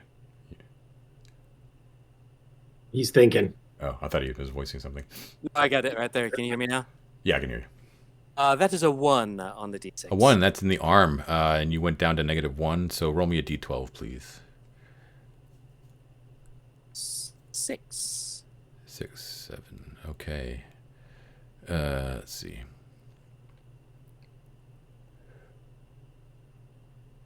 All right, so in your off arm, you were holding Willie, and in your good arm, you were holding what? A sword? Sword, yeah. Okay, so roll me a D6. 1 to 3, it's your sword arm. 4 to 6, it is the Willie arm. Willie arm. The Willie arm. Okay, cool. All right, 6. so it's so instead of like the bones inserting into your side, it's basically going to impale your arm, and it immediately causes, of course, Willie to drop. Just he just drops to the ground. You drop as well, and it's basically going to make that limb unusable. Yeah, actually, it's not too bad for you. So that limb cannot be used for a certain amount of time, and that was Halifax. Well, But not too bad. That's your left arm. No left arm. Got it. Okay. All right. So Ted was still running as fast as he possibly could, right? That was the end of the round. We still have Snell. You get to make your chance to make your save there. So roll me a d6, and you want a 1 really bad. Got a 3. Okay. All right. So that's the end of the first round in which you have to live. All right. So top of the next round, we have just Ted. Just you and me, Ted. Hey, John. I don't have like a screen for the stream where we cut everybody else out. It's just you and me one-on-one. But cool. But yes, all right, just you and me. So movement in melee. It has come down to you and I, That's Lord right. Bo. It was always meant to be. You are indeed in melee. Would you like to move in melee, or would you like to face this thing, or do something else? I will turn to face Lord Bones. Mm-hmm. I will fall to my knees and beseech his forgiveness and release Bilberry. There we go. There we go. All right. Okay. Yeah. All right. You're like, okay. All right. Got it. Forgive me, Lord Bones. Just kidding. Just kidding. Just kidding. Okay. So, you drop them. Bilberry and Willie from the past round. And Violet was with Snell, right? They have all like scrambled back towards the bell tower. Violet did a while ago, right? Willie is chasing after her. Yeah. But they're making their way towards the bell tower. And the moment you drop Bilberry, he also starts to jet towards the bell tower again. It whirls towards you, sees what you did, does the same thing that it did at Halifax, where it gets like right up in your face, and just looks at you. Yeah, I avert. Yeah, you just hear you hear it's almost more unsettling that instead of speaking to you like it did with Halifax, instead of cawing out or shrieking like it did as a flock, what you hear really up close with that putrid stench in your nostrils is just that kind of that quiet clucking and muttering that birds do when they're kind of just like like in a pigeon roost kind of. Yeah, exactly. Yeah. You just kind of hear that is all you kind of hear, that kind of quiet susurration. And then it explodes outwards into its flock form again, and instead of going up to the belfry, it goes into the front door, basically ushering Bilberry, who is the last child that you see, back into the door. And then the door goes and closes with a very solid finality. You could swear in the ensuing silence as you survey the blood that is streaked across the snow. Your friend's body is sprawled in unnatural angles. That you could hear some sort of hollow laughter coming from the mausoleum, just quickly, like.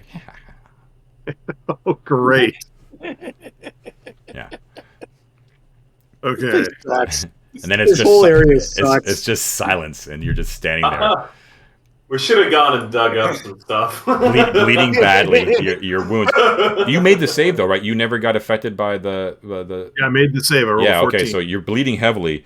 And you slowly start to wrap yourself up, and you're just like, "What the fuck happened?" I did the expend the shield thing, John. Right? Yeah. No, it's great. Yeah. So I'm not bleeding. Oh, so you didn't get hit at all if we retcon it back? Only hit, yeah. Oh, nice. Okay, so Yeah. yeah. All right, so Argus will. You're like the He's lone. closest to Halifax. He sees Halifax lying there, clutching his arm, but he seems like he'll live. He heads over to Aelfric, who's bleeding profusely, but not dying.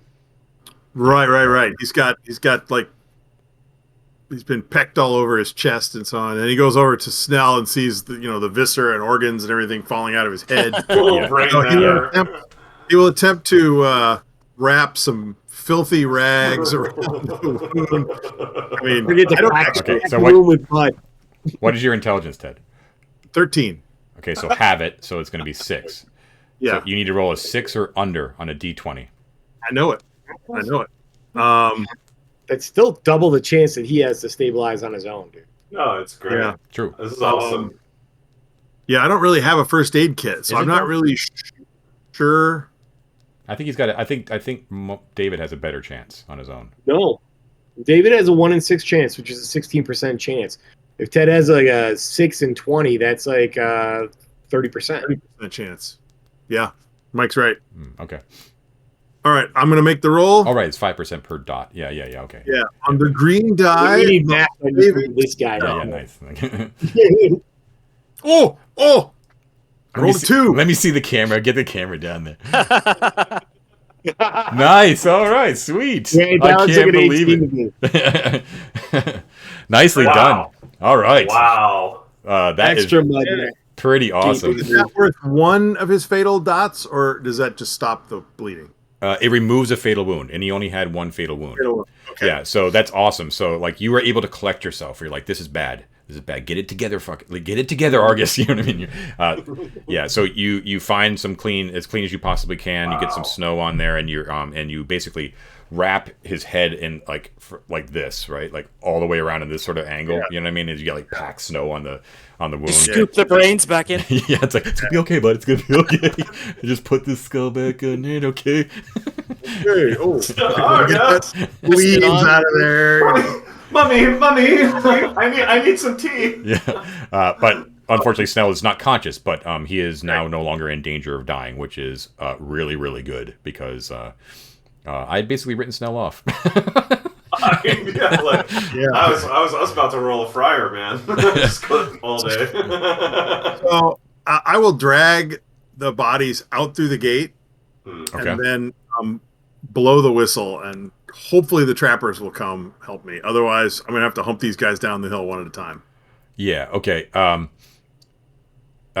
So I will not be surprised if they do. yeah, not come up. realistically, you told Esme sort of like if we blow the whistle, that means trouble's coming, right? So Man, all right. yeah, they're not going to come. What you're assuming they do is that and you do find this out because I'm going to say you make it back to camp without incident, is that they basically prepared defense, right? So these are like the longest, probably about an hour, maybe 2 hours of your life. Probably more because you have to go back, right? There's no way Yeah, I gotta go. Yeah, so I'm going to say it takes like the rest of the day. You're exhausted after the battle, and then you've just got to drag one body and then the other, and you're going through untrammeled wilderness basically, and through the snow, and it's just it's like really, really bad. You see no more signs of the children even every time that you go up there, and Right. you just hear like the quiet clucking of the birds, which seem to be up in the belfry again. But you can't help but shake the feeling that they're not just preening themselves up there, like they're all watching you. You know what I mean? Just waiting for you to fuck up again. You know. Yeah. And so over the course of the day, you drag these guys back. I'm gonna I just think a little bit of a penalty is probably appropriate here. I'm just going to give you a -1 to attack rolls and damage and saving throws until you get a good night's rest. Just because, me? just because of exhaustion from fatigue, right? Okay. It absolutely exhausts you dragging these bodies. And Why are we gain consciousness at some point? no, you have to like get a night's rest. Well, I'm resting All right right. now. So Yeah, so you get back to camp, and you return to camp with the first body, and you explain the situation. They don't know what to make of it. like they of course have seen the crows, but they've never bothered to. And this is Degish basically like we never bothered to go up to the bell tower. It's like, what were you thinking? We saw those footprints and we just go straight away to the chapel. Ghost crows are enough for us. Thank you very much. I'll point at the badly injured Snell and I'll say, well, he had an idea. Let's just say that. He had an idea. It didn't work out. You leave it at that? Like, you don't mention the children, the existence of the children, or anything like that? Oh, I probably would. Yeah, I'll give him a basic explanation. I'll say, look, there's a kid that's been lost. We're supposed to be looking for this kid. We'd heard they were around here. Or we heard some stuff. We thought they might be here. We come. We find the kid. There she is. Those were the footprints. She doesn't want to come. So Snell grabs her. She's a kid, right? You grab a kid, you book it. Oh, my God. As soon as he picked that kid up, all those crows burst out of that tower. You've seen them, right? They're creepy crows, right? You don't know nothing. They come out of that tower, and they like swirled together until they became a thing. Not one crow, not 1,000 crows, but a crow thing. It's like St. Clewyd protect us, and he makes like the red light. It was the worst. Is it cursed? I told you the place was cursed. Tore us apart. I'm not ashamed to say it. I fell to my knees. I begged for forgiveness. He let me go. But we didn't get the kid. Ain't no shame in it. Wasn't nothing else to do. Would have meant your life. My life, their lives. Now I've saved them. So here's my question for you, John. I know that the trappers here are in this sort of secluded space. Mm-hmm. Yep. I don't know if they have tents or anything like. We've got rations. We can share our rations and cook fire. Maybe they've got a pot we can eat. No, they got a sweet setup here. Like they're much more well prepared than you guys are. If they will let us sleep here with them, will these guys actually be able to get a good night's rest? Given that we do not have ideal camping, provided that there's no encounters. Yes, you have the ideal. You have the ideal as much as you can in wintertime. You have the ideal environment for a good night's rest, but it is still wintertime. But it's much more likely with this setup than you would at all on your own. Like it can't get any better than this, basically. And they I don't know if they have a tent they can loan us, or if we can set up a tarp or something at least to cover these three guys. You'll have all the advantages. The only disadvantage that you have is the fact that it's wintertime. That's the disadvantage. Yeah. Gotcha. Okay. So I will, do my best to, clean their wounds and, tuck them in and tell us a story. Tell us a story. Of course, they just drooling in their injuries, Poor comatose Snell there. Right. You have to share body warmth. You have to come into my bag. Oh yes, I will strip down completely. As I learned, you gotta, when you get the hypothermic kid, you gotta, in Boy Scouts. I was always a little fishy about that one, but anyway. Let me find. Okay. Did they tell you that in Scouts, Mike? The hypothermic kid falls in the lake. You got it. Yeah, definitely. All right, so thankfully for you guys, I am using an optional rule for healing, which basically means, and we've seen this before, I think already, that should you, a normal day is rest, no matter where you are. If you just have if you just sleep for 8 hours undisturbed and everything's kind of okay, then you will heal 1 hit point. If you get a full day's rest, where it's basically a 24 hours of doing nothing but convalescence, right, you gain 1d3 hit points. Right now, there are a lot of ways to massage those numbers. But those are all in-game world ways in which to find them, as in herbs, right? And, cool soup, cool shit like that. Which you don't have anything yet. So this is the way it's going to be. I'm gonna try to just kind of be a shooting square, arbiter here. You have the ideal situation, so everyone has to make a single con check in order to get a good night's rest. Okay. You also have to pray that I don't roll for an encounter overnight. Are we also werewolves eat you? Are we at a negative number or are we at 0? You're at 0. Yeah, yeah. The negative number only determines how severe your penalty was whenever we check the chart. But otherwise, good old Warhammer fantasy roleplay system. Good shit, right? Yeah. Yeah. All right, no encounter. So let's just see if you guys actually sleep well. So roll me a con check. So you're rolling your con or under. Oh, does any Ted? Do you want to? You have to be the one to do this. Do you want to do some camaraderie at night? It cannot be like the tale of how badly you guys got fucked up there. It has to be something that cheers people's spirits. I do want to do camaraderie, and I have to find my notes because I wrote down an idea for a camaraderie story I will tell. Where did that go? I should make you just make a roll to see if you can even dredge up like a cheery story, considering what just happened. But no, that's fine. I'll give you the bonus for. I'll say that they actually cook you a meal, and I'll oh my god, thank you. Yeah. What is the bonus to my con roll? It's a +1. It'll also affect these guys too because you can be spoon fed. Okay. Here you go, Snell. Here you go. I didn't write that. Bubbling up, it's just sort of drool and bubbles. Totally. Have to cut a hole in the fabric to get to his mouth. All right, so I will tell a camaraderie story, and the story will be, I'll be like, so where are you guys from? And they'll tell me that they come from whatever podunk dump where trappers live. I don't know. Sounds like a stand-up routine. Yeah. Thanks for coming. Where are you from? I'm like, oh wow, yeah, I've never been there. I've pretty much lived in drag my whole life. You guys heard of drag, right? You guys know about drag? It's they're like, terrible. Oh yeah, bad nights in drag. I'll tell the, I'll tell. So it's not a. Who knows if it's a true story, but it's a story that like makes the rounds in drag, right? That like it's a story you tell after you've been drinking. You're at the bar. Right, someone will start to tell the story, and the idea is to tell it more outrageously than you heard it. Right, so the story of whatever, like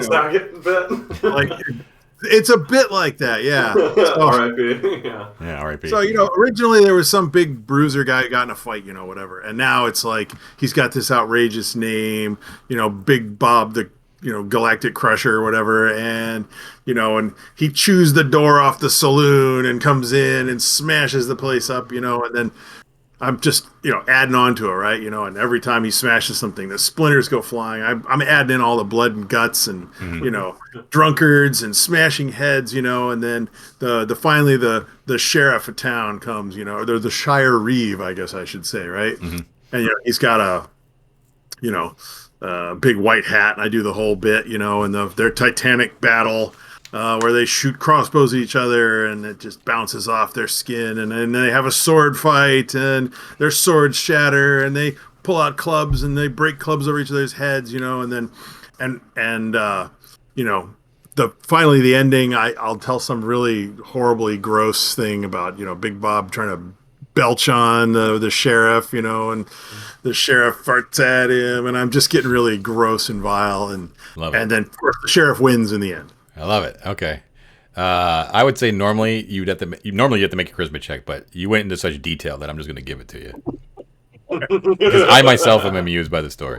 So, all right, sweet. All right, so they love it. It actually brings a smile to people's faces, because despite the fact that there are 3 corpses sitting around you. And so, unfortunately, the dead, the unconscious, cannot partake in that bounty of story.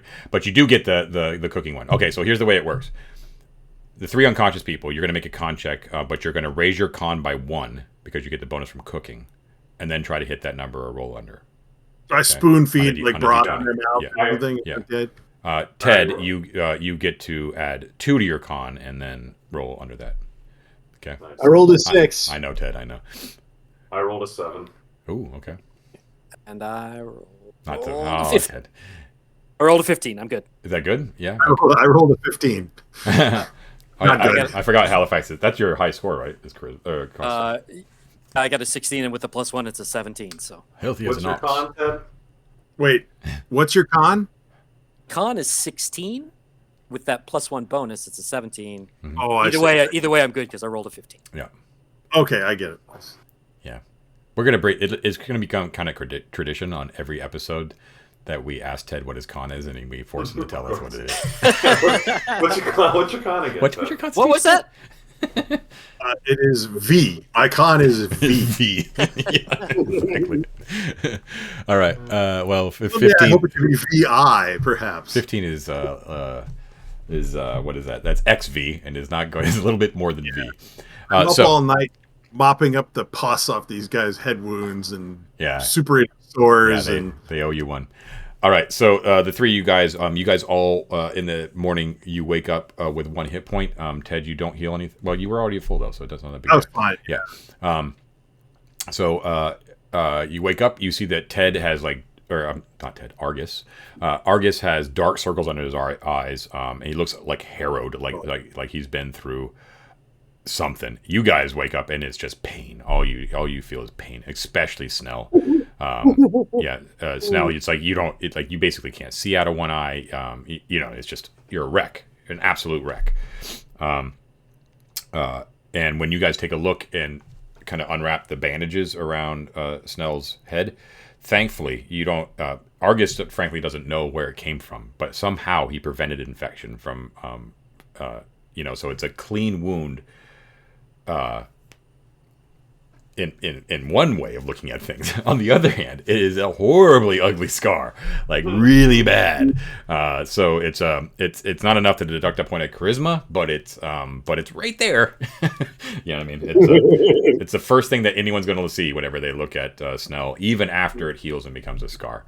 But the chicks dig scars, so there's that. Anyways, you wake up humbled, tired, in pain, without Violet to show for it.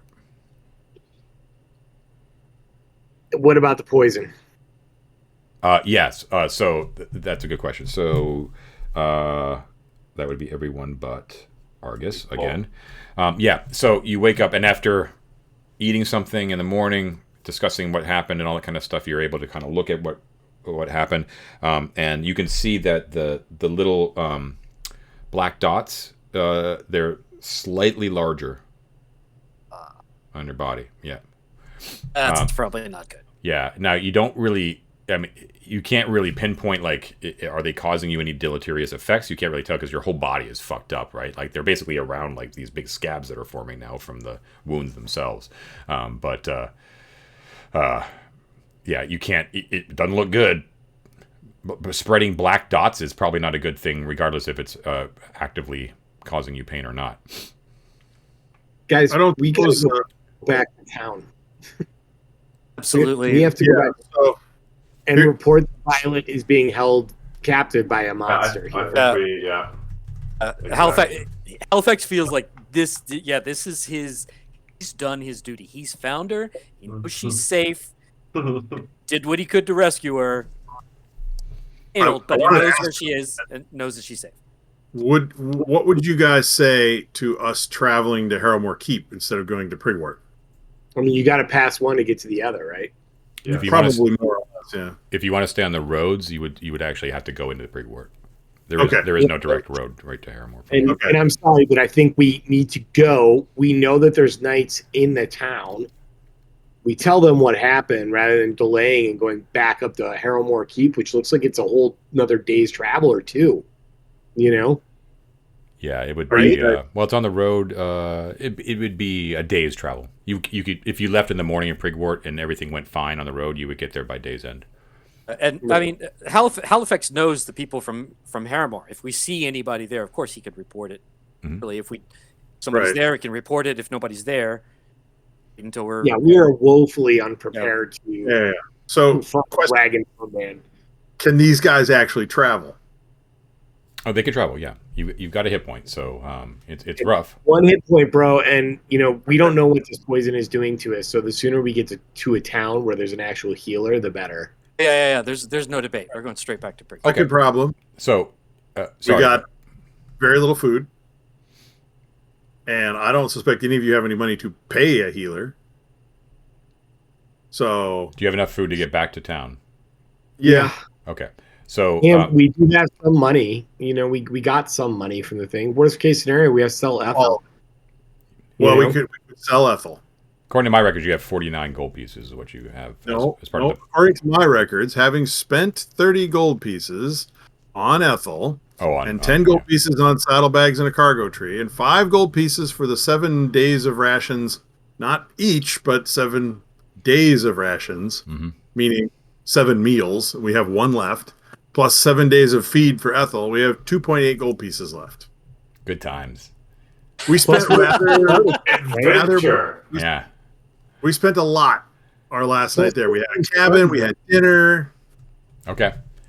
So I still have 6 gold on me from like when my starting money. So I still have like 6 cheap. Good. I have a little bit left myself.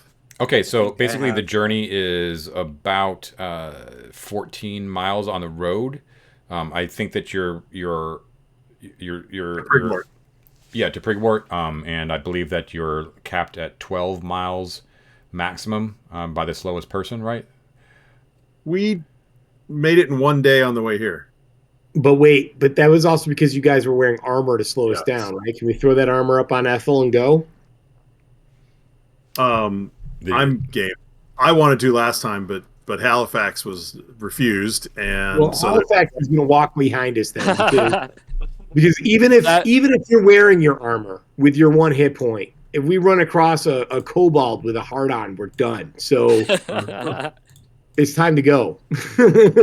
He doesn't take much convincing now. He wants to get back. Mostly because he wants to get the report in on Violet. Okay. Yeah, if you remove your armor, then that does boost up your speed to just be able to make it in by the end of the night. Should nothing happen on the road. Well, but John, I'm sorry. Like on the way here, you removed your armor.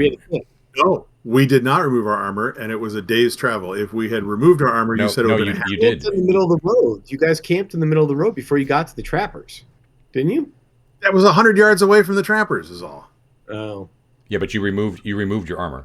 You did. We did not. Yeah, you did. I went back to the video. No, because Halifax was a jerk about it. They didn't want to get ambushed, so they left it on. And the idea was we originally wanted to get there before it was nightfall, but because they left the armor on, we got there at nightfall. Okay, well, if I did say that, then it's a mistake, because it's literally 6, 10 plus 4, 14. Yeah, 14. What did I say? 14 miles, right? Well, I think either way, like, speed is of the essence in Halifax's mind, regardless. But my overland rate with armor on is 12. Mm-hmm. Yeah, so the slowest would be 12. 14 miles. Yeah. So if we had taken our armor off, it would have been double that, right? Not double, but it would have bumped you up to 120. So 120 divided by 5 is what, 18? Is that right? So yeah, 18 miles. Get there before dark instead of 2 hours after. Right. So we get there in like early afternoon rather than after dark. Well, you know what? Okay. Actually, we shouldn't even be talking about this because God knows what the weather's like. And, true. And we could all be eaten by spiders on the way home. So the weather could be this is ideal. This is what the situation would be if it's ideal. So let's see if it's ideal. Yeah, chances are it's ideal, but you could still go on the other end of the bell curve. So let's see what happens here. So I need someone to roll 2d6. I got it. I haven't rolled anything for the party yet. All right. Doobie. I'm going to do it on owlbear, John. Roll 7. Sure. 1, 2. I rolled an 8. An 8 is good. No, it's not great. Never mind. Thanks, Mike. It is freezing rain. Oh, that's it's fucking awful, is what it is. But it's not a blizzard. Let me just see if it's going to. Let's see. So the encounter we're having is hypothermia. Okay, so it doesn't detract from your speed, which is the good thing. What it does do is it actually hinders your visibility. So let me just check here real quick.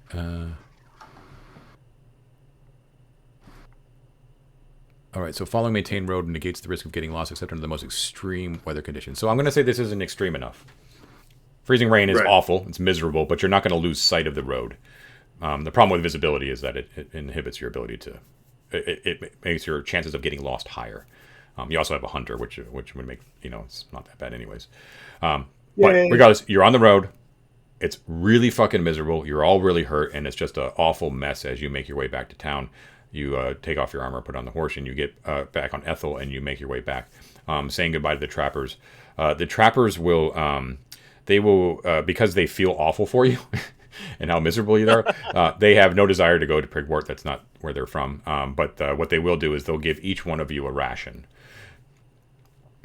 Oh, thank you. Yeah, and can before leaving, I just want to give an abundance of thanks to them and say, if we're back in the area, we'll be sure to check in and repay the favor if we can. House Harrimore will remember this kindness. They say thank you. They highly suggest that you don't come back because they themselves don't plan on coming back anytime soon after the story that you just told them. They said, we'll find some other way to find something, to trap something a little bit more pedestrian in the meantime somewhere else in the woods. I think that's wise after what we found up there. But they make signs afterwards, though. They're horrible about those children, though. Horrible about the children. So you make your way off, and let's see if we got a little bit of this action going on. Pay no attention. Got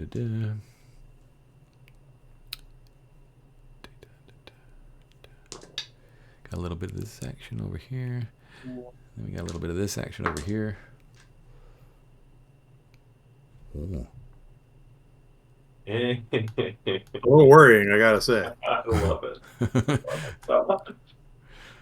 Please let us get robbed of everything we own. What the fuck is that? That's never a good sign either when I say that, right? Oh no! This is awesome. This is awesome. Is it a wandering company of crow cultists, or was it Mike's goblin with a heart on that's come after us? John's like feeling a bit bad. He's just killed us. Do it, John. Oh, okay, all right. Roll me a D6. Hey, John, I have one question. Yeah, I'll roll it. You mentioned something about like the house rules with the D3, with the what? Healing. With the healing. That's only if you spend the whole day resting. Yeah.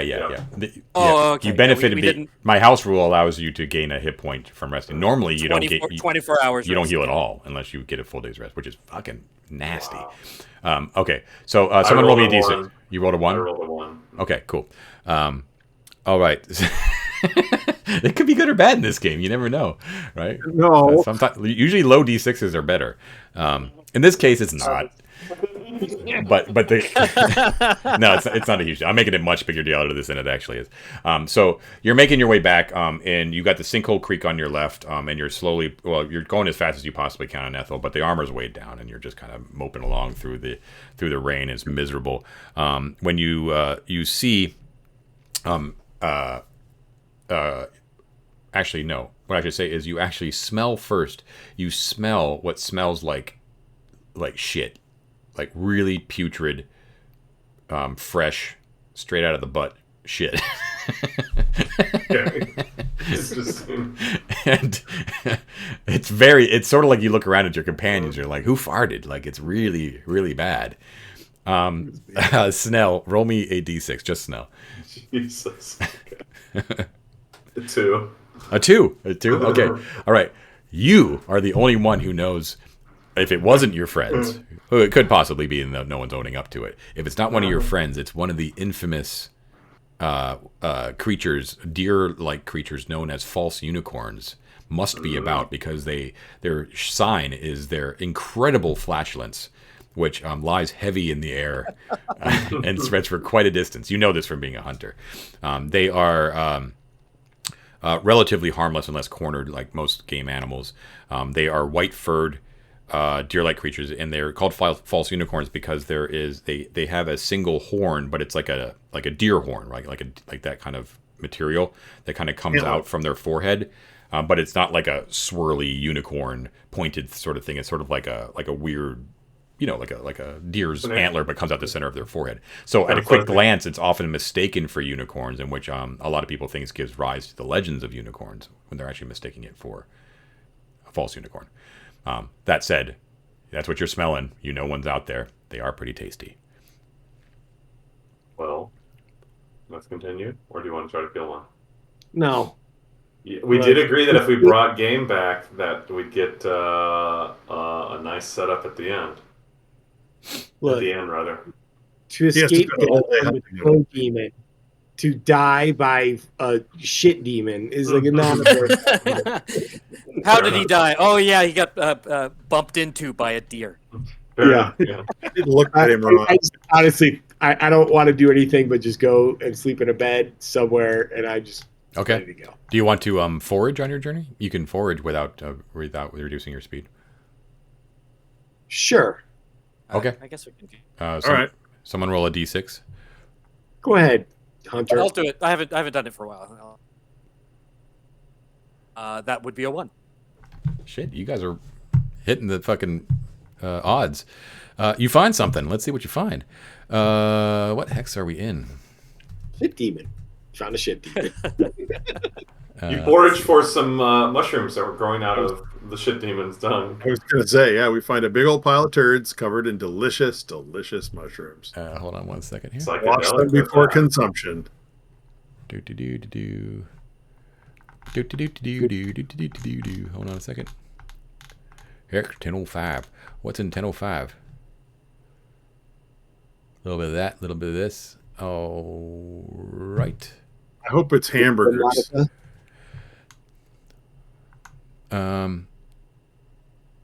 Healing potion bush. Okay, roll me another d6. Come on, baby.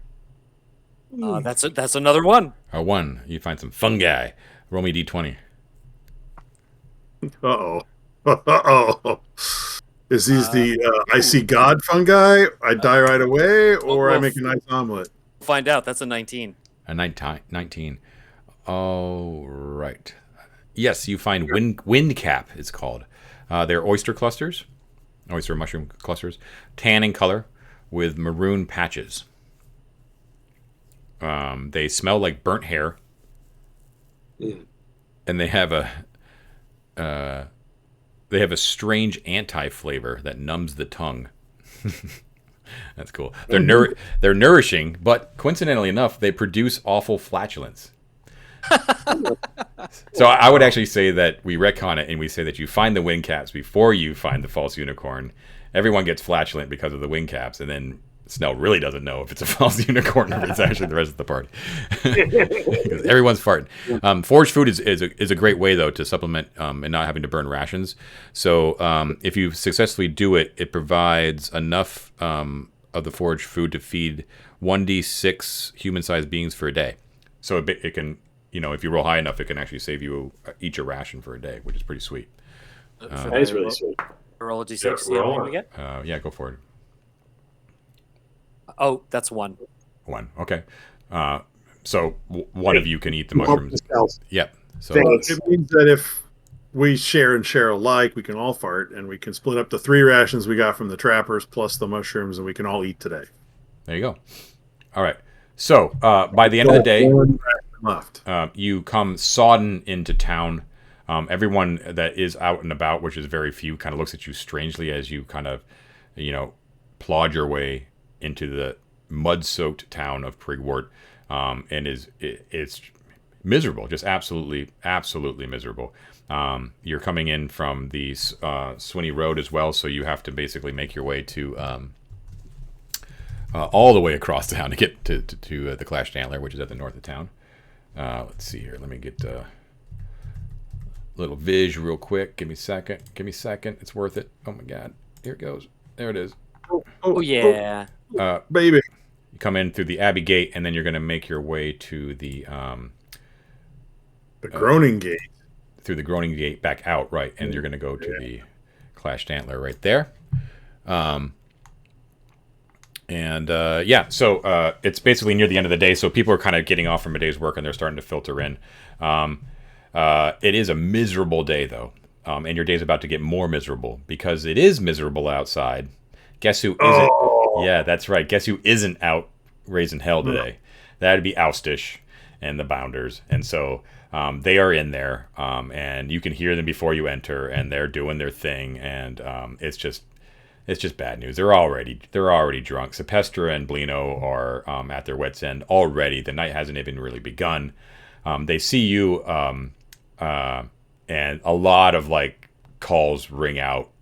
Like, look what the cat dragged in, that sort of thing, So I had a little bit of an adventure, did we, out there? A little bit worse for wear, that sort of thing. And how much gold for the room that is like a private room? 1 gold. Yeah, I believe that's a gold per night, yeah. Gold per person no, per night? No, for the whole thing. It's a pretty good deal, actually. I plunked down a gold piece, one of my last 6, because we all need a good night's sleep. But first things first, I go up and I ask the barkeep, I said, are there any of the knights of Harrowmore Keep in town still? Oh yeah, that's Halifax's first order of duty too. Oh, the three ducal knights. They took rooms at unfortunately at the Wrinkled Meddler. And the Wrinkled Meddler is like you've heard is like the really nice inn in the south of town. You guys want me to go get them since you can rest? Or do we hire somebody to just go down there, like give a kid like 5 copper and send him down there? Okay to go. Oh no, and no one from House Harrowmore is about. Not here in this room, but they're saying that the Ducal Knights have taken rooms at the Wrinkled Meddler. Yeah. All right. Yeah, I would go get them and see if they can come meet us here. We have a tale to tell them. And in the meantime, like, does that room come with food? It came with a continental breakfast, right? It does. It comes with a continental, yep. How much? We've eaten today, but I mean, do we need dinner still or no? We've eaten today. Okay. Yeah, we've had ration. Yeah, we can just abstract it, but yeah. As long Ted, you marked that off the party stuff for the rations. Well, that's his coin, but I've kept track of the rations. Yeah. Okay. Cool. So you're taking that off of like the traveling expedition rations, right? Like no one needs to mark off their personal stuff. Is that correct? Right.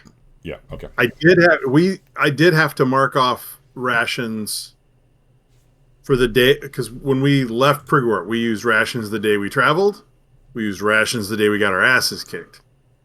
Then on the way home, we ate mushrooms and rations the trappers gave us. Gotcha. So we've got one person's day of food left from that pile. Okay, cool.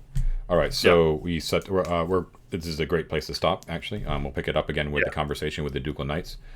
So let me just. It was the 12th of Limewild when we started, and then we slept at the camp. Oh, right. So the day of travel was the 13th of Limewild. And then, it's the night of the 13th. Yeah. It's my birthday. True. Is it? No, February, my birthday, like real birthday. Though. So did you want to, just for next time, did we want to pick it up with a conversation in the morning? Like you want to sleep tonight? No, I think they need to come right away because... Okay. All right. So I'm going to say that you got into town. You were able to travel like 18 miles per travel day, right? Mm-hmm. Yeah. So which is about, the travel day is about 8 hours. So it only took 14. So you probably would have gotten in around 2 or 3-ish, right? Yeah, like early afternoon. So we'll say it's about 5 p.m. when you're ready to be like, let's go find the Ducal Knights. How about that? Okay. Is that fair? Yeah. Okay. And it's called the Wrinkled Meddler. The Wrinkled Meddler, yeah. And we'll pick it up with there because that's actually a pretty cool place with some interesting stuff going on. So we're all going to go over there? Or do you want me to go fetch them and bring them here? How long a walk is it from one to the end to the other, John? It's like half an hour, maybe. This town looks way bigger than I thought it was. No, well, I don't know if it would take it half. Well, to get there and back, yeah, maybe about half hour, maybe, yeah. Halifax would go too. Prigwort, by the way, just so you have an idea, has 2,800 people in it. Oh, wow. Dude. So it's by far the largest town in the midst of the wood, but it pales in comparison to the side of Castle Brackenwold, which is an actual city. All right. So Right. 13th is Egg Fast. Okay, cool. All right, don't forget that Collies, which are Mondays, are the day, or is market day where you can buy like more exotic goods, stuff that you normally can't find. That's 2 days a week. Just Well, just in case you're planning on leaving again, you might want to wait and see what's available on Collie. We should also maybe explore the herbalist and show him these black spots. Wormspittle, Edgar Wormspittle. Yes. Oh, great. Here's what I'm thinking though, Matt. Like, is if you guys are, thinking realistically, right? You guys are beat up, you're injured, you want to rest.